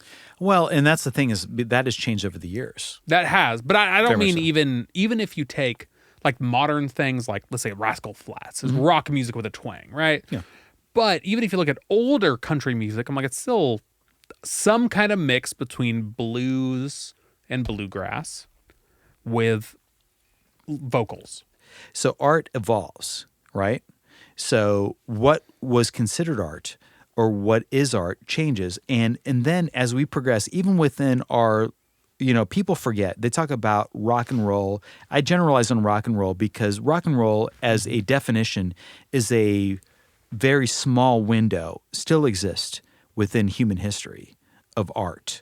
Because we're really talking about like 40s, 50s, really late 50s and the 60s as far as what we define as rock and roll, as far as a genre. And that within itself is an art form. So look how many years, like, oh my God, 50, 60, 70 years of history. Really, evolution of the human condition goes way back further than that. Modern music. What we consider, look at this. What do we call classical music? What are the years of the music that we call classical music? When did they exist? 1600s to 1800s off Probably the top of my head? even later than that. But yes, you would call Baroque into the classical era, Right. 16, 17, 18 something. What were our images of the 1800s? The wild, wild west. The United States was already starting to exist. Yeah. We You know talked what about my classical image music. of the 1800s is harpsichord. That's Thank what you. I think it is. Well, look, but you're absolutely right. But still, the harpsichord, 12-tone serialism, what we talked about earlier, Yeah. still exists in those parameters. So look, when we talk about modern music, and I say that generally, whether it be modern pop, modern rock, modern country, modern jazz, modern orchestral. You talk about people like Aaron Copland, who were part of the movement of the great quote-unquote 20th century composers that we talk about. We say that's 20th century composers. When people said that back in the 20th century, in my case, the 90s, they said those are modern composers. Well, they're part of the past now. We're in the 21st century now. So, but they still work under the auspices of the 12-tone serialism system. So that being said, everything evolves, and it evolves quicker than we all think because we have blinders on. When it comes to society, when it comes to concepts like socialism, not socialism, but social aspects, music concepts or whatever, because we're existing on our frame of reference. Because we could say like, well, we're a woke society. You've heard that term before, right? Yeah. Well, what is considered woke? Well, there's certain concepts that are not woke that existed back in the 80s. How long was the 80s? That wasn't that long ago. Right. I was alive then. Yeah. So was I. So were you, right? So true. Somewhat. You're tiny. We were pretty small. Baby. You're a little baby. But to even think that whole thing. So Get in my belly. So when we talk about things like art, it's like I think a lot of people, and this is something that I could easily chalk up to the non-artist, could just brush it off and go like, oh, well, we don't exist in that world because this is our frame of reference. But as the artists, meaning you, me, you, and me, we forget that whole concept that we're the creators of the art and go like, look, don't forget about your past. Don't forget about where your place is in history right now. Right now. Nar. Is that a word? Right now. Super nar. That's a California word. Sorry, I just worked with nar, it is. I worked with a Scottish producer last week. Right and he's like, nar. right nar. So it's fucking great. But we forget about like, we're so like, well, that's not. Look, here's a good example. So when I went to college at Berkeley and I would go to a jam session, air quotes, and people would say, we're going to do, what kind of jam is this? It's a jazz jam. Okay, cool. So go whatever, and you could do whatever. So play whatever you want, yeah. Yeah, play whatever you want. But even with rock, it's the whole concept of play with, it's a jam. When we talk about musicians as far as a jam, we say, well, just play whatever you feel. What is appropriate? And then so I go to a jazz jam, and I remember there's one particular sax player who's from Germany, who we'd be playing something or whatever, and it'd be way the hell out there because we're jamming, we're figuring it out, we're making shit up, we're just doing it for the artist, we're doing it for fun. We're this drunk and it's Friday night. Who gives a shit? And then he finally says, stop, and he would come to me as a bass player. And I don't know if you guys know who Charles Mingus is or was. Charles Mingus, very well-known jazz bass player. One of the pedestals of jazz bass from back in the day. He's passed a few years back. But he would come, this German sax player comes to me, he'd stop us and go, this is not the way Mingus would play it. I said, you're right. I am not Charles Mingus, nor do I pretend to be that great of a guy. I'm doing my version of it. I thought this was a jam. The evolution of the art continues. So I've worked, and to bring this back to a modern context, I would go do, and I did this last week, somebody say, hey man, I need you for a 10 a.m. session. What is it? Just modern pop country. Okay, all bets are off. Mm-hmm. But he knows, in this case, a he, the producer, the artist is a she, would know well enough, like, hey, we're making up as we go. We're not going to pretend that this is modern pop country. Modern pop country does not define what we do. It's a guideline. It's not a definition. So I might do something playing on the bass because it's my instrument to say, well, I pulled a jazz lick out of there, whatever. Well, that's not modern country. Well, what is modern country? Because it's a culmination of what we're at right now. Every art form is a culmination of every style. And I don't mean modern country is not a culmination of country that came prior to us. It does include it. It does include it. I don't want to not discount that. But it's a culmination of of all the country that came prior, but it's also a culmination of the technology that we have at our availability. It's also a culmination of the different styles that are out there right now, whether it be pop, dance, jazz, rock, funk, whatever. All bets are off. It's that. So, especially country is an easy idiom to pick on because when people talk about traditionalism, they go to that. They say, well, it's not traditional country. What is traditional country? Traditional country from the 70s? Traditional country from the 50s? Traditional country from the 30s when we talk about folk music and that kind of things. That's the problem. It's so funny that country is so divisive. It's almost like the name itself sort of fucked it from the beginning. Because country also means like the middle of nowhere away from cities. People say, I don't like country. Right. Which is what I used to say when I was young. Which is bullshit because then Not you true go at like, all. for here, not to date myself, or it's not dating myself, but even prior to me when I was like a really young kid, there was the Dukes of Hazzard. Mm-hmm. You remember that show, right? Yeah. Well, that's Waylon Jennings. Just a good old boy. He used to own this house. Yeah, well, that's what I'm saying. So see what I'm doing, bringing it back. So a lot of people like, when I was in 3rd grade, 4th grade, when that show was out, I don't remember. Jeez, I can do the math. They'd be like, I fucking hate country. I want this. I want Motley Crue, blah, blah, blah, whatever. And then, but meanwhile, they knew every word to the theme song from Dukes of Hazzard. Mm-hmm. That's as pretty fucking country as you get. That's Waylon Jennings. Well, yeah, I like that, but I don't like country. Dude, you like country. Shut the fuck up.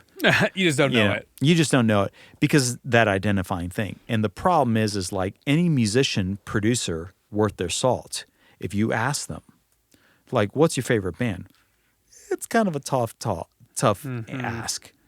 You know, I do like, in this genre, I like this band. I like that band too. I like that. And the list gets bigger and bigger and bigger.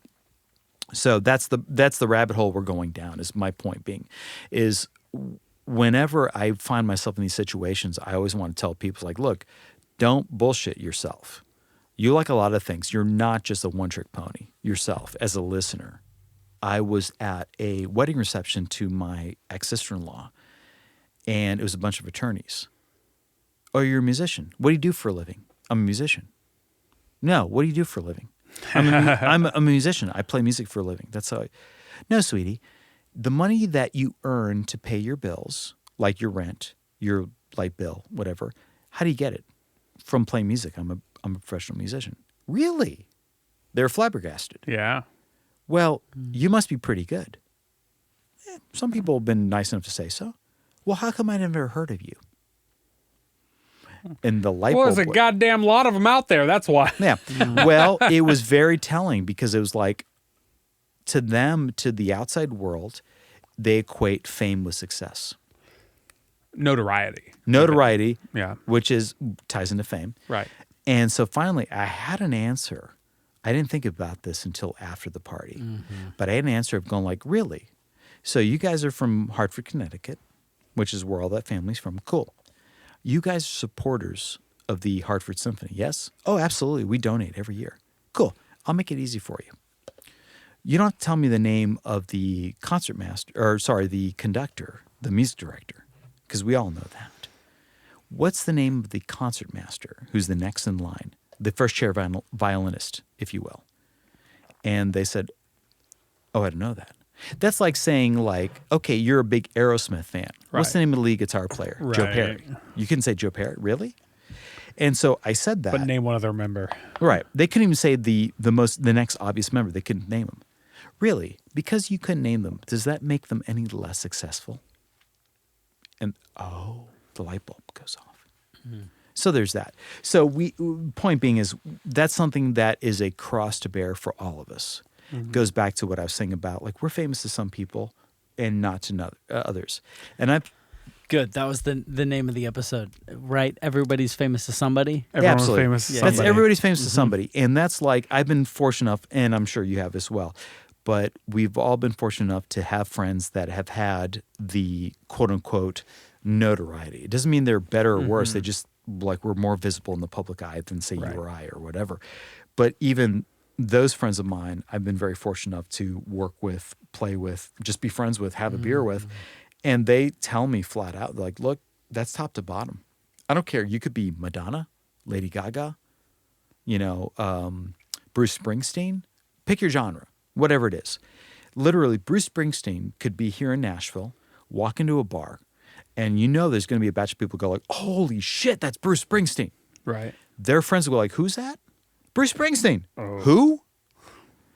Meanwhile, you as a musician or whatever, or as a music fan, go like, what's your problem? It happens top to bottom. So I was out, I told this off air to Ryan earlier, I was out in Brentwood, which is a suburb here in Nashville, not too far away, having drinks with somebody who had that kind of late 80s, early 90s success on MTV and sold 25, 30 million records. And one person in the bar goes like, holy shit, you're that guy from that band. Yeah. And man, can I get a picture with you? Man, your songs meant so much. He wrote those hit songs. Those songs meant so much. They touched me and whatever. That's great. Their friend, who's that? Oh, they're in blah, blah, blah band. Who? They had that big hit, blah, blah, blah. What? It's just so personal. It was perfect because I got to be witness to this as being an outsider, even I was there. And I literally got to witness that and then have a conversation with him and go like, hey, what was that all about? He's like, man, take that for what it's worth. That happens top to bottom. You are famous because you've done some things. So you're famous to some people, and their friends, they don't know or give a shit about what you've done. It has nothing to do with it. So at the end of the day, we should just focus on, like, do you enjoy this? Do you have a passion for this? Do you to the best of your abilities. Be the greatest songwriter that you can be in your heart, not what anybody else says. Right. Be the greatest session musician that you can be, no matter what anybody says. Be the greatest producer, whatever that entails. Because as we've talked about many times, the whole concept of what the title of producer means so many different things to so many different producers. I've been fortunate enough to work with a cajillion different producers. And I could tell you, like, I'll use, again, we're going to pick on Ryan because he's here as a producer. Throw him under the bus. Here he goes. Throw Ryan under the bus. So that's the name of the show. Our favorite segment. Yeah. Throw him under the bus.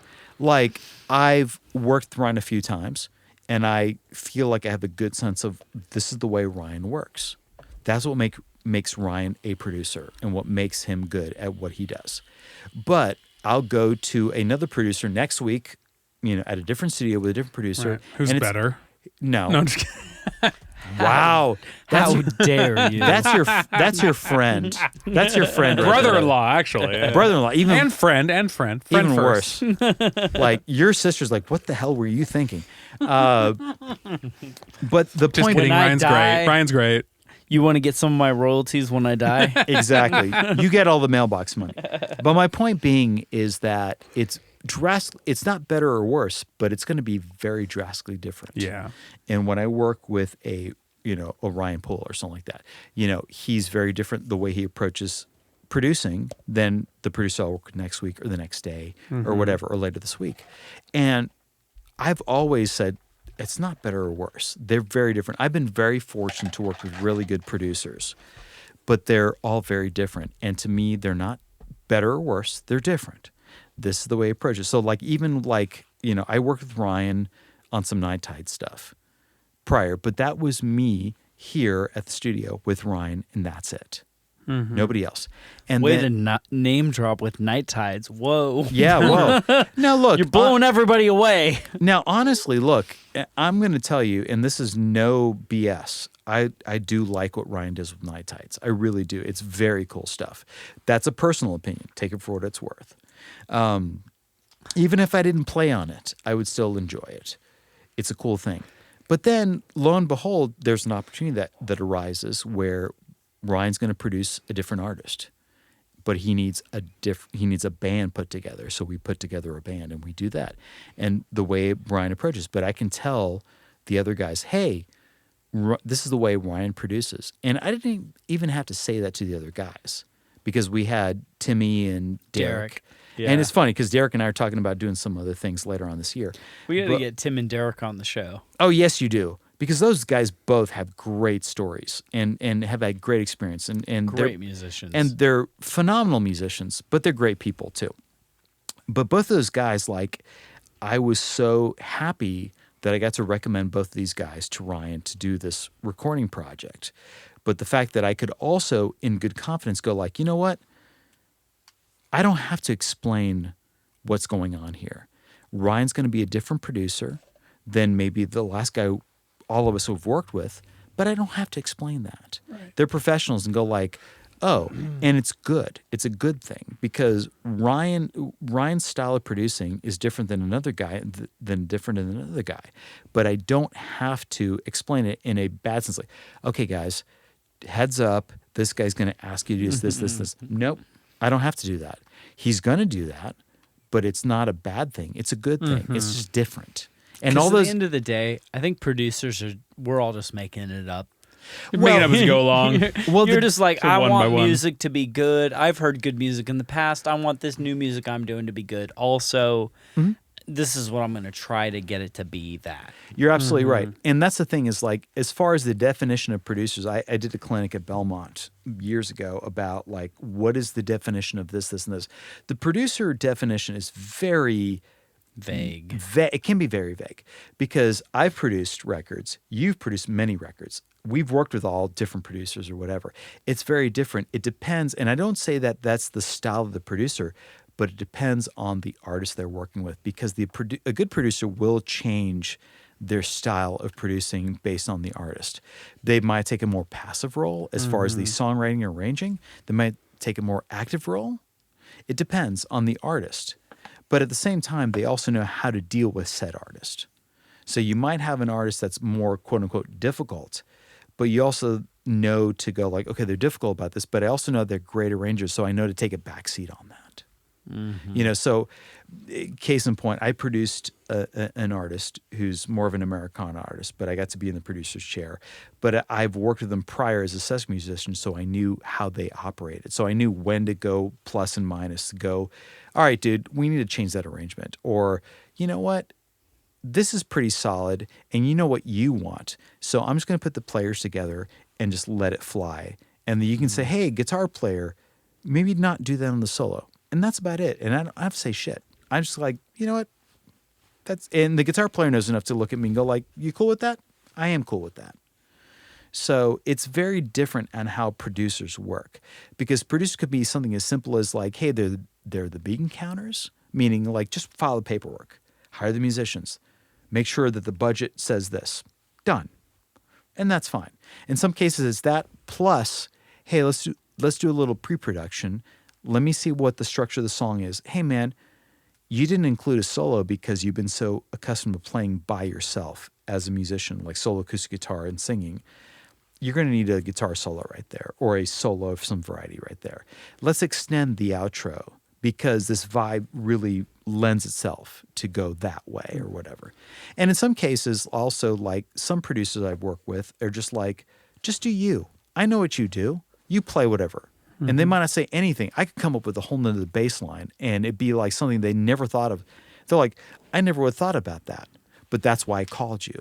Meanwhile, I'll go the next day, go work with somebody like Ryan, and Ryan's like, I have a vision. Let's do this. Play me what you think it is, and then I'll kind of guide you from there. Solid. And that's it. And that's, but that is me. I kind of think it's this. Yeah. What do you think that means? Yeah. And that's the way, and obviously, like I said, I'm picking on Ryan because he's here, but it's a good example. Like, I work with Ryan, and Ryan's like, all right, here's what the song is. Here's kind of the general idea. Do what you think is appropriate.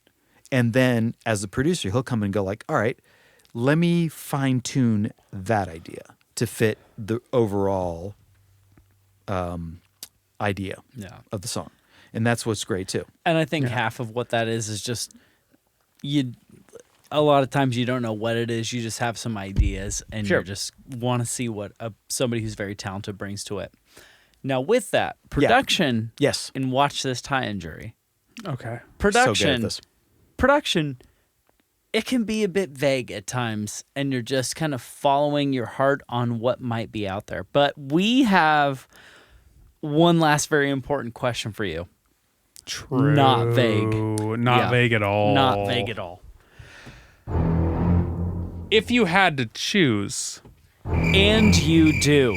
Oh, the double button, huh? The Shut double up, button. I'm drunk. I can't do just one We button. all are. That's the problem. That's why we go down these rabbit holes, because we all are. So the point is, though, continue. Yeah. If you had to choose. And you do. And you do. History of the World Part 1 by Mel Brooks. The Inquisition. Let's begin. The important thing about this question is that the answer does not come from here. And for the podcast only listeners, he is pointing to his head. It must come from here. And for the audio only listeners, he is pointing to his heart. I can do that. I can definitely do that. Now, this is all that's meant is right here, by the way. If you had to choose. And you do. And you do. Now, the important thing when we say it comes from your heart, not your head, what that really means. You're going to have to explain that. What that really means is we need an immediate answer. Okay. Correct. No delay. No waiting. No waiting. Can I talk pressure. about this really quick? No pressure. The worst answers to this question, and by the way, we've asked this question nearly 60 times. The worst answers to this question is people who spend a period of time thinking. That's correct. Would you agree? Oh, I understand. Yeah. Because they overthink things. I'm a very big proponent of this. Yes, I know what you're talking about because this thing's in life, and I've actually had these talks with my kids. Don't overthink it. What do you feel? What do you want? Feel. That's exactly what we want. Yes. Thank okay, you. Go for it. If you had to choose. And you do. And you do. No pressure. What would you He's pulling say? his cock out. You told me where that button was, by the way. Sorry, continue.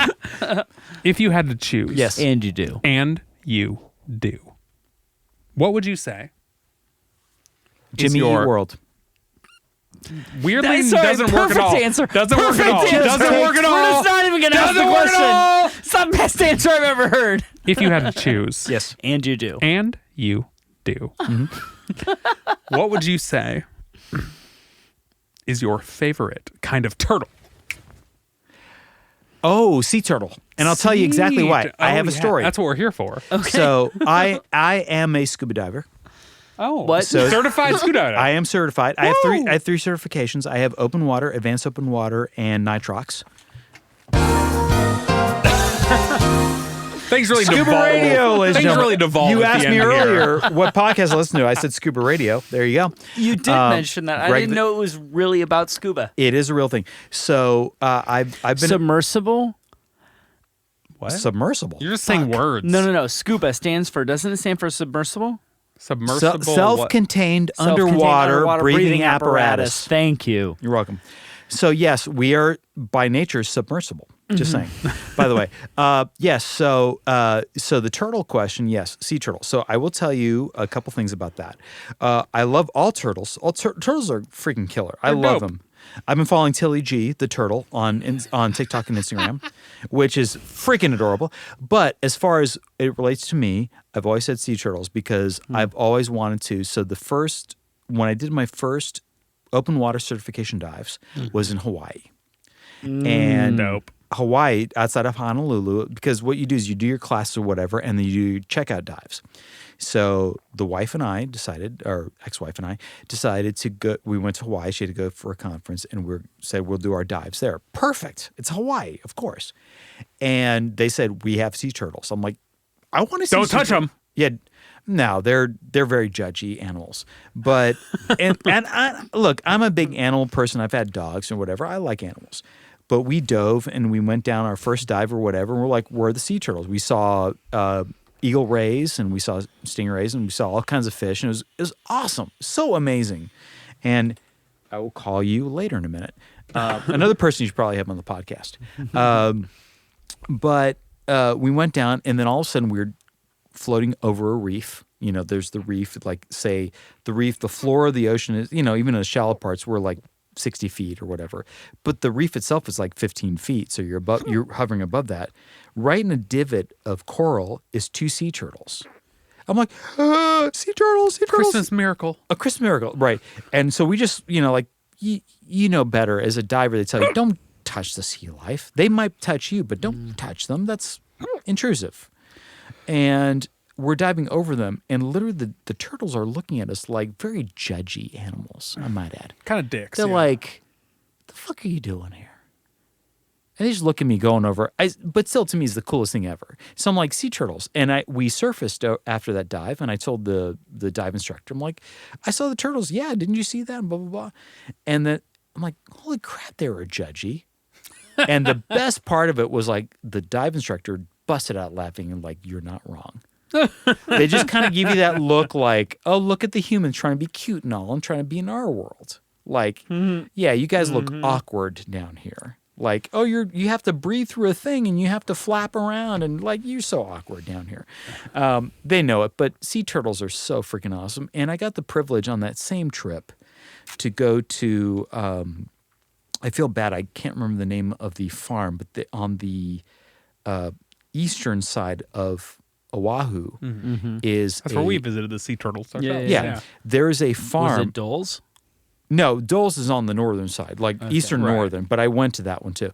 But on the eastern side, there is, I can't remember the kind of poly farms. No, that's Maui.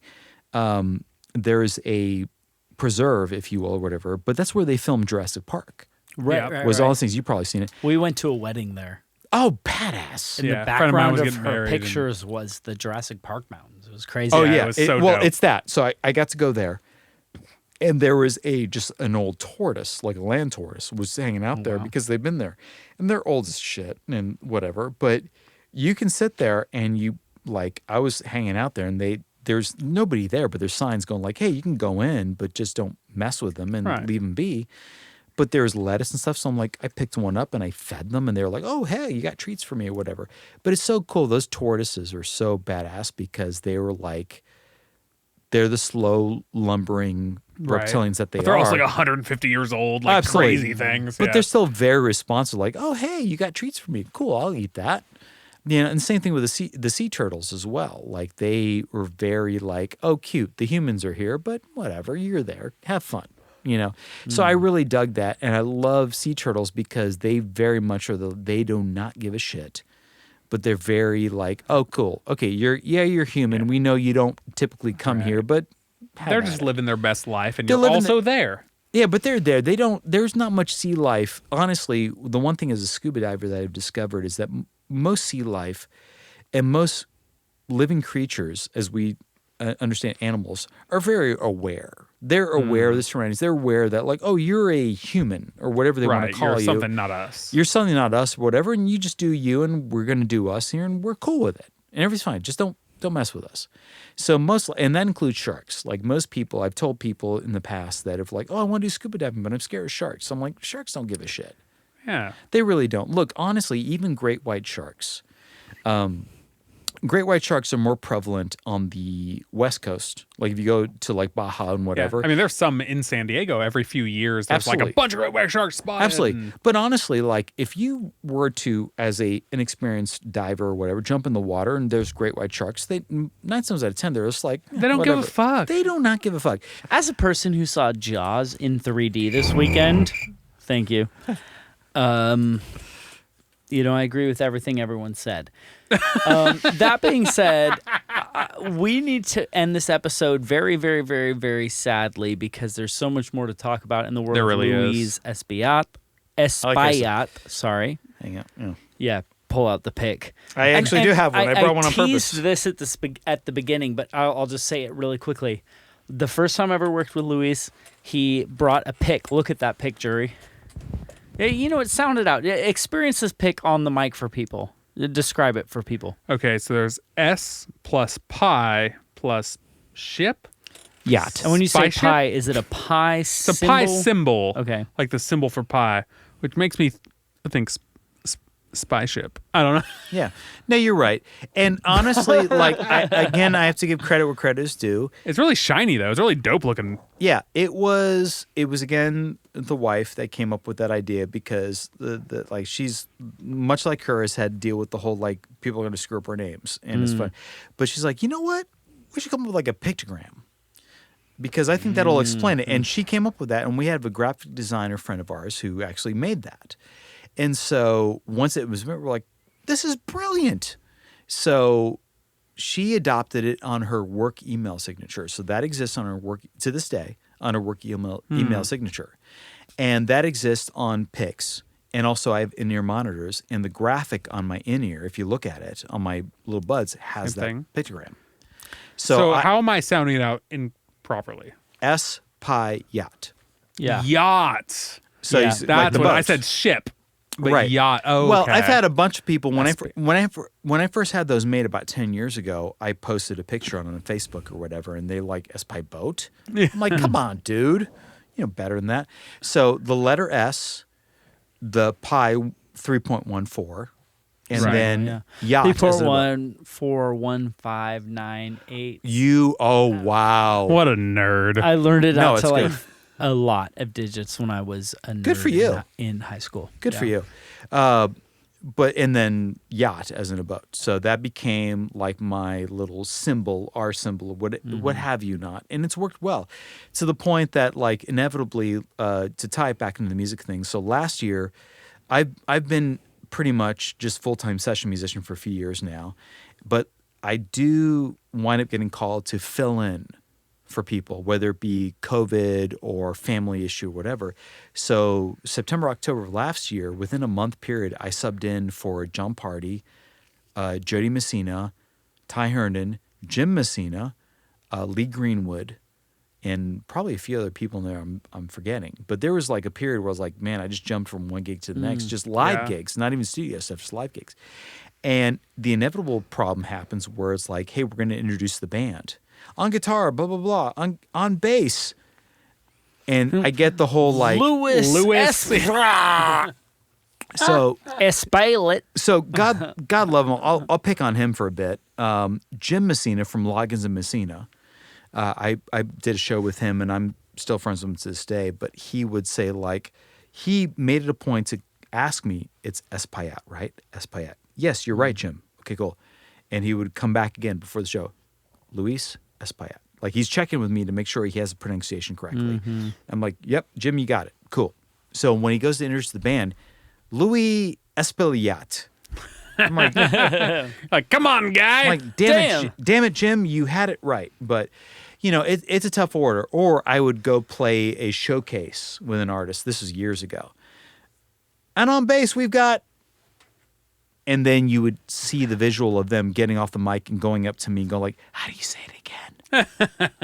You know, so there's always that. So I understand that. It's difficult. It's worked in my favor. It's not worked in my favor. Quick whatever. question. Yes. What is like the big hits of Joe Messina? Jim Messina. Jim Messina.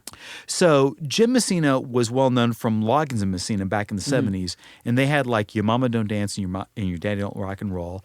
They had... Mama don't dance and your daddy don't rock that was and roll. So that was a Jim Messina composition, but he did it with Loggins and Messina. And when they split in the 80s, Kenny Loggins had a bunch of hits on a bunch of movie soundtracks. Bingo. So he had like Danger Zone off Top Gun. He had Footloose. He had I'm All Right from Caddyshack. I mean, he was the... what was the thing I remember from... Beverly Hills Cop, he had what was the name of the song? Been way too long since I've seen Beverly Hills Cop. We watched Roadhouse yesterday for the first time. The Heat Is On. That's what it was. Roadhouse was somebody else. Yeah, but it could have been him. But yeah, it was same era. But that was Kenny Loggins. So what happened, the story I understand from Jim, was that Jim was an old engineer from the Sunset Sound days. Like he co-engineered some of the Doors stuff, like the Doors. Yeah, his stories, like, you should get him on this thing. Like I got stories. He's got stuff that'll floor me. And then he started to produce Kenny Loggins, and the record label's like, "Holy crap, you guys are good together. It should be like a duo, like Loggins and Messina." And so Jim Messina said, "Well, how about I do it like a jazz thing where like I'm the special guest?" Like that's why their first record was called Sitting In It. You know, Sitting In. So Loggins Messina sitting in, but it was Jim Messina sitting in.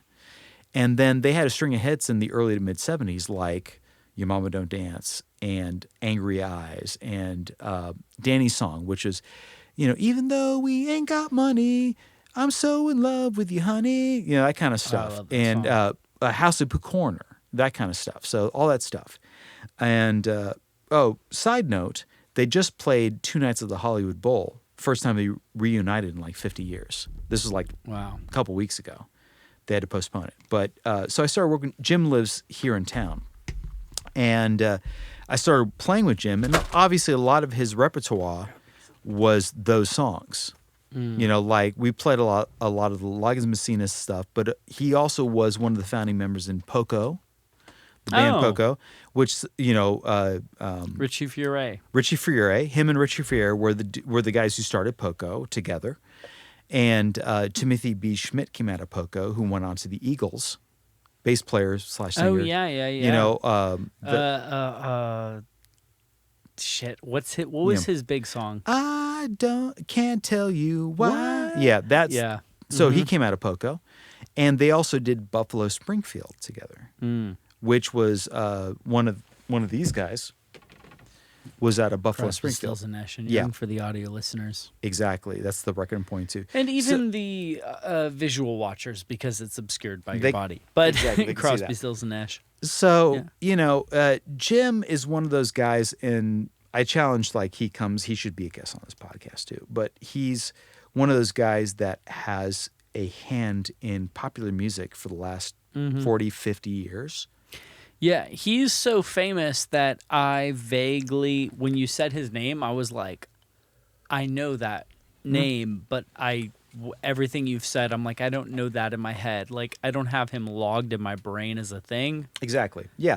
He's but one of those. I know that he's important. Exactly, because he is a generation back. So it's not like a household name, but you go like, where do I know that name from? Yeah. So it's really important. To give you a case in point, so he doesn't live that far from here.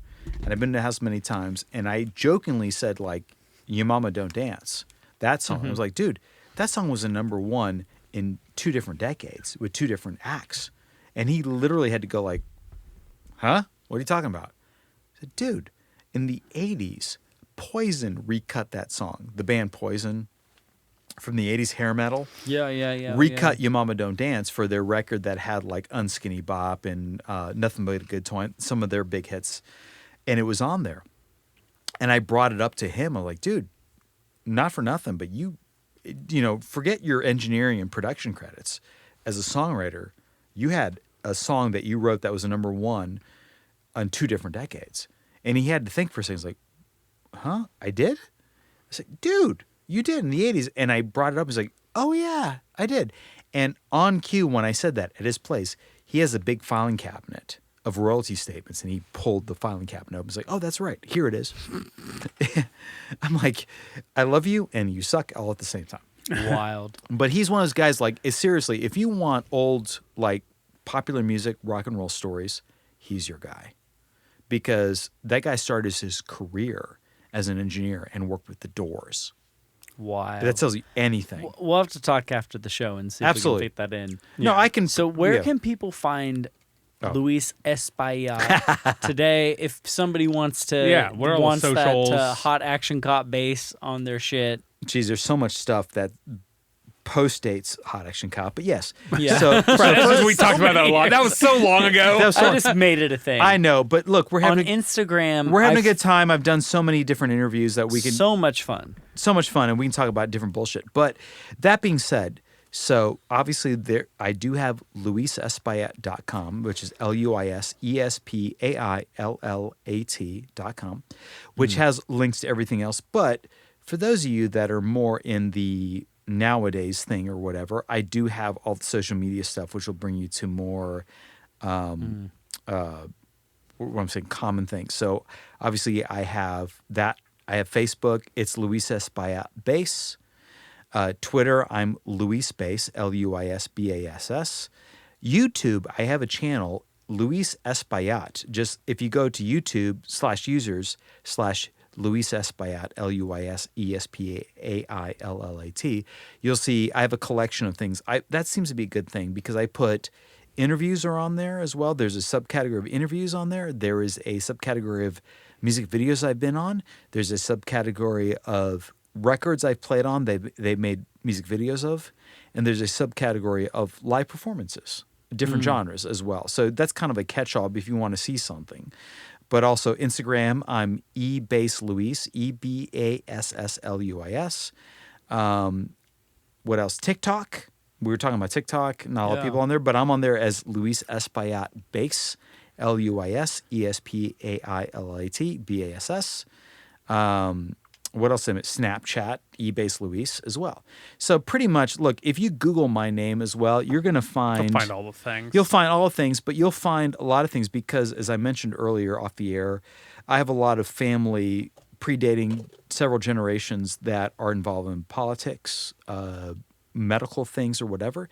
So you'll find them as well if you Google that. But you'll find Luis Espaillat and electric bass or bass guitar or bass. You'll find me as well. So there's all of that as well. But so it's a little convoluted to say the least. But obviously, depending on your taste, genre, whatever you like or whatever, just you can find something that's associated with me. Oh, yeah. Well, dude, thank you so much for being on the show. It's been so fun. Thank you for having me. It's been a great time. But as always, everybody, this has been Music or Hideout. Thanks everyone for coming to hang out. Oh, shit. The triple tap. And we'll see y'all again next time. I'm the last one standing every Saturday night. All the rights feel wrong, wrongs feel right. But come Sunday morning, I see the light again. When I'm up on the wagon, I'm a hell of a saint. But I'll be damned if there ain't another town to paint. Just down the road, man, it's a game that I can't win. I need to find a little middle ground between letting rip and settling down. But I go from dry to drown, lost to found, stone cold sober to just plain stone. Trying to live like my heroes did is the hardest kind of living there is. A tug of war since I was a kid between Jesus and John.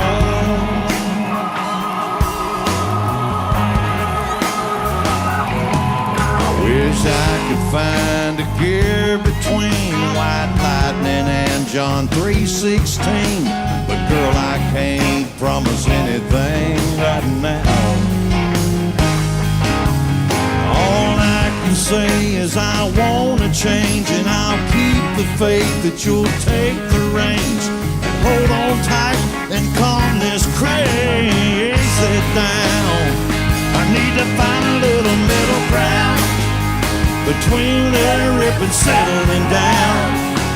But I go from dry to drown, lost to found, stone cold sober to just plain stone. Trying to live like my heroes did is the hardest kind of living there is.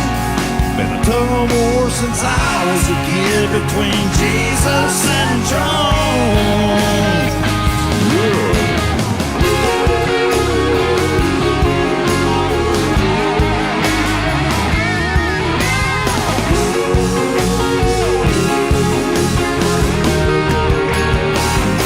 To find a little middle ground between let her rip and settling down. But I go from dry to drown, lost to found, stone cold sober to just plain stone. Trying to live like my heroes did is the hardest kind of living there. A tug of war since I was a kid between Jesus and John. Only heaven knows where I fit in between Jesus and John. I'll sing Jesus and John. Jesus and John. Jesus and John. I'll sing for Jesus and a little John. Jesus and John. Jesus and John.